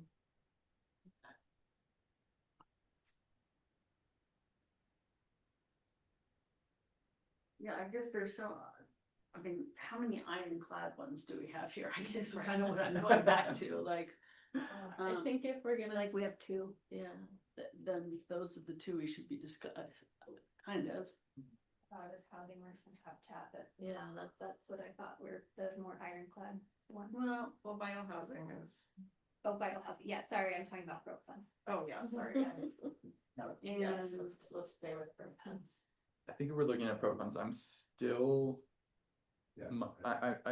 I'm still for the Housing Works one, especially looking at the council goals. Infrastructure is one of them, and it's part of the offering there. I think also what Housing Works needs it to be a or a forgivable loan, but when we think about, using those funds, they offer with that location, that economic mobility for their residents that is now versus a repayable loan is going to be 20 plus years from now, that money would be able to go back into the community. So people could be moving upward now. And what was the AMI on the Housing Works project? The breakdown? 31 to 50. Yeah, that was a good. The lower one, that's why they need the forgivable loan. Is Yeah, I mean, I think that's an important piece on the forgivable piece is that if they can deliver low AMI units, then, I mean, it makes sense to make the loan forgivable, right? Well, I think she said if it wasn't forgivable, that it would be a higher percentage of AMI. They can't do it. For They Housing can't Works, do they it. cannot do it. In order to provide a lower AMI of 80% AMI cap, they have to have the forgivable. Okay.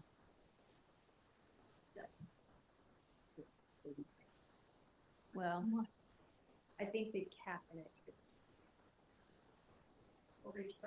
They're also charging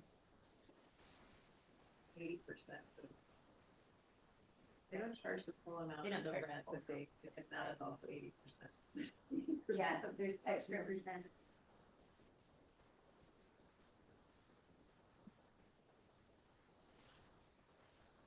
We'll go back to dollar lines. How do we feel about that?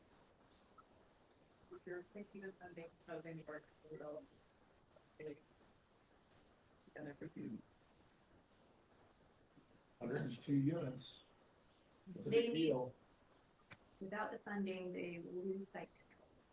And it's gonna be 60% AMI or less for a period of 6 years.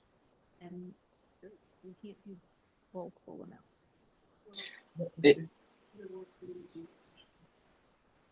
Yes, Could- do that, and I'm wondering if there's some mix of housing works.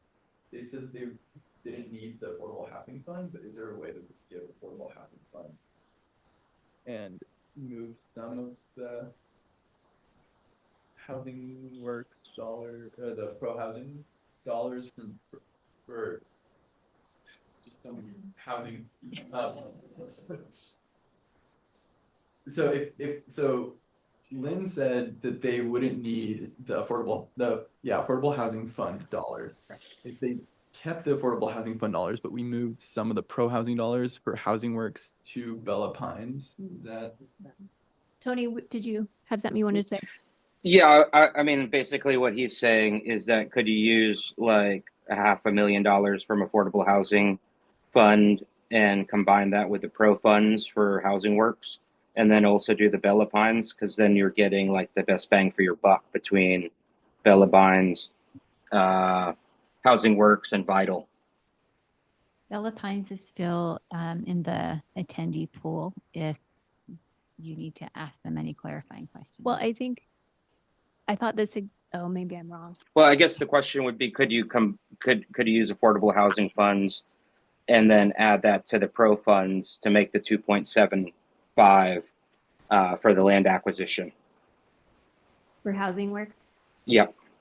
Yeah, so not offering affordable housing funds to Bella Pines, but reducing the pro funds for housing works, allowing them the 1 million in affordable housing funds, and then doing the full amount for Bella Pines. Is that what I'm hearing? That's right. Okay. Yeah, that's the route that I was going to. Yep, and then reducing housing works pro funds by 1 million. Well, just start there, and then going up to Bella Pines and put 2,600,000 in there just to see how we're wrong. You want me to put the deficit? I want you to put the whole amount, yeah. And then so the 200,000. Whoa, extra zero. You're short 350. We're short 350. It's, and this, can you increase housing works by the amount they're requesting? Because it looks like they're really requesting 3.75. So could you just do instead of the 1 and change it to 1.5? I'm just spitballing here. So instead of giving any to Vital. Okay, or just like this, if this is gonna dial it out, or and we also have the CDBG that we could probably toss into one of the above or below. It'd still be 150,000 short. Right. No matter how you do it, you're still. Yeah, we're still short. Yeah. But we can see if maybe Bella wants to take. Chair Tyson from Bella Pines has his hand up if you'd like him to speak. Yeah, Okay, just one moment. Tyson, you should be able to speak. I can speak. Can you hear me? Yes. Hear you. So I'm following this on the sheet right now in real time. So I think we can hear 90% of it, but we can't hear everything because some of it's quiet. So it was the last thing suggesting to split that with 125,000 going to each project. I thought that's what I heard, but maybe it wasn't. No, but we can do a better job of talking into our microphone. Okay, I can hear you now very clearly.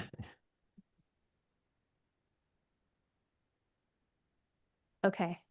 Okay, well, if that was what we can certainly go forward on our side the way that it is now, even if it was reduced by 150 or whatever split that in 350 in half. If we can give this. All right, thank you. There you go. Okay. If we can give the CDBG. Talking to our mics, everybody, make sure you're. Yeah, I can. So if we give the CBDG money to Bella Pines, then they're only, and then reduce their pro by 350, then they're only short 150,000. I wonder if, does Vital Housing need all 500,000, or could we, like, They said that it could take less, but it would affect the affordability. it would affect affordability, okay. No, they're not. I mean, if Bella Pines is trying to do 2.6 and we give them 2.45. I mean, a capital campaign or something on their side, they may be able to make that happen. Do we still have representatives for Bella Pines? Yeah. Yes. We asked if they could do for us, or? I believe they just said that they continue. Tyson, you should be unmuted. That's right, it was on. Yes, I wasn't very articulate. We could make that work with the 2.45 is when the numbers were bouncing around before. That's what I was trying to say. Are you open to CDBG funds as well? If they're I think we would be. I honestly, Oh, that's right, Rachel, fair. I'm not. Huh? We said yes. So they would just get Thank you, Tyson. I think we got it. they get 2.25 on pro funds. Yeah. Oh, wait, We're still, we have a 2.25, yeah. negative in there. Yeah, we need.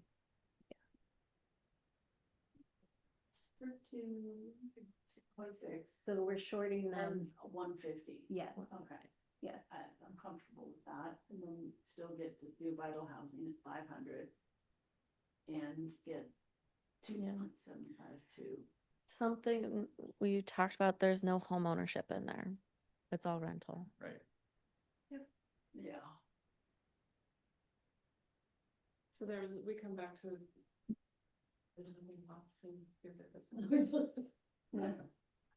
If anybody feels strongly about this, you could make a motion. Or we can Did continue to talk determine about it. That Thistle and that Habitat needs all or nothing. Yes. And that Thistle and Nest needs at least one. Allison, Heather, can you lean forward towards your mics? I'm so sorry. I think we determined that Habitat needs all or nothing. Correct. And For pro housing, yes. for pro housing, and when we're talking about home ownership stuff, so Thistle and Ness needs 1.6 million at least to build the minimum 2 duplexes, 4 units. Okay. Yes. So even if we wanted to switch from Housing Works to Thistle and Nest,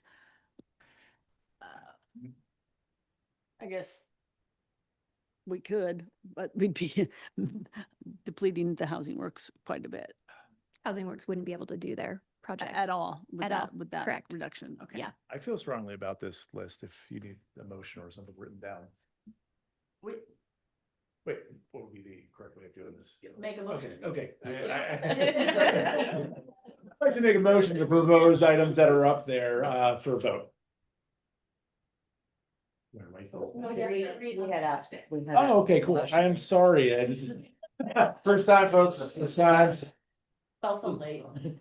I move to recommend that Bend City Council award funds for the Pro Housing Fund to the following applicants in the following amounts. Bella Pines, $2.25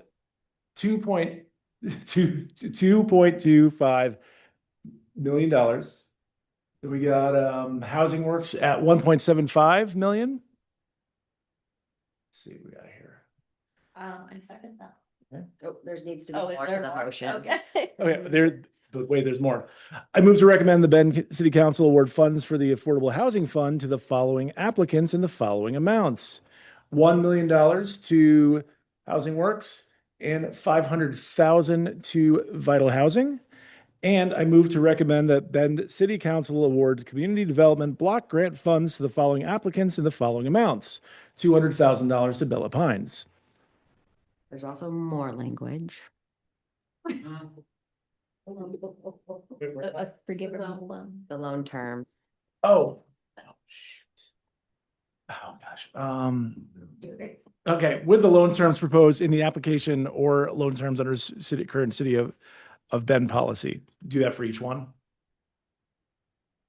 I don't know that you have discussed that enough, so I wanna make sure you guys have a discussion about it maybe before the motion. And you have to pick But pick one one and when then I said discuss, yeah. before. Okay. I move to recommend that Bend City Council award funds for the pro housing funds to the following applicant in the following amounts. 2.25 million to Bella Pines with loan terms proposed in the application. Not or, correct? Okay, just making sure I go. Should have not gone with me on this one. Okay, let's just do that one to discuss. Do we say both of the things or? Oh, and housing works for 1.75 million with loan terms proposed in the application. Great. Okay. Someone has a second. I'll second that. Okay. Any questions, comments? Before we, Well, let's be clear, he did say that with the loan terms proposed in the application, which for Housing Works is the forgivable after 2.5 million of it will be forgivable. Is that correct? 1.75. 1.75. So are we comfortable with that? Or Any questions, comments? I'm comfortable. Okay, then all in favor? Oh. I don't know yet. I guess, go ahead.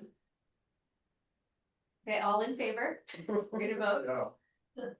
Oh, gosh, I guess. Okay, unanimous on that one. Sounds good. That's the pro housing funds. Great. Check. Check. We have two more. Would somebody else like to do that? I'll take the easy one. I move to recommend that Bend City Council award community development block grant funds to the following applicant in the following amount. $200,000 to Bella Pines with loan terms proposed in the application. A second. Okay, all in favor? Okay, motion passes. I'll make a motion to recommend that the Benton City Council award community development block grant funds. We just did that. No. Oh, I'm sorry, affordable housing.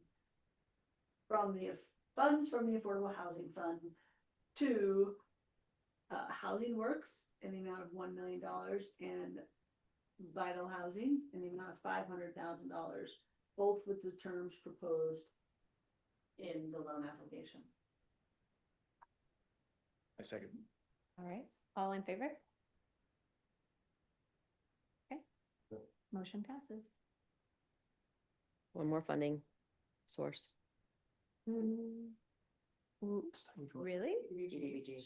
thought they Oh, perfect. We did it after. Yeah. Okay, yay.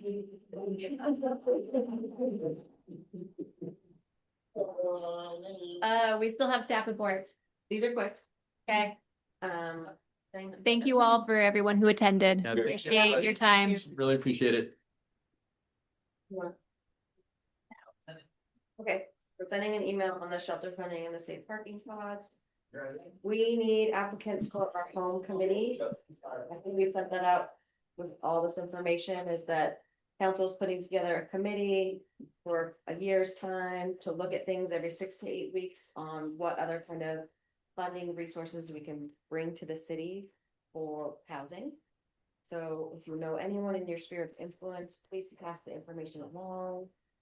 deadline is the end of this week. We're hoping to kind of extend that, but I don't know that that's happened online yet. So we'll keep you updated, but please encourage people to apply. We're going to continue funding application scoring criteria and loan grant policy work in the next month. So please attend because our numbers are scarce on this committee, and all it takes is just a few of you to not be able to attend, and we have to cancel the meeting because we wouldn't have quorum. Our September meeting will be canceled, and welcoming week is scheduled in September from September 12th to the 21st. There's also going to be a housing fair as part of that welcoming week, which will have Habitat and Labor Impact and Rooted Homes and all kind of, you know, housing providers and all things housing at. If any of you are interested in taking part of that housing fair, please let us know so that we can kind of get you ready between now and September. And that's All all right. I had. Great. Then we can adjourn. Counselor Oh, Platt. sorry. Counselor Platt. Hey, folks, I just want to thank you for what you're doing. This really means a lot to us on the council. The work that you're doing here and the vetting that you're doing really moves us towards the city's #1 goal of affordable housing. So thank you for your time in a summer evening and even going over. Thank you a lot. Thank you. All right, Tony. Now we adjourn. You should say we got the money to keep Franklin.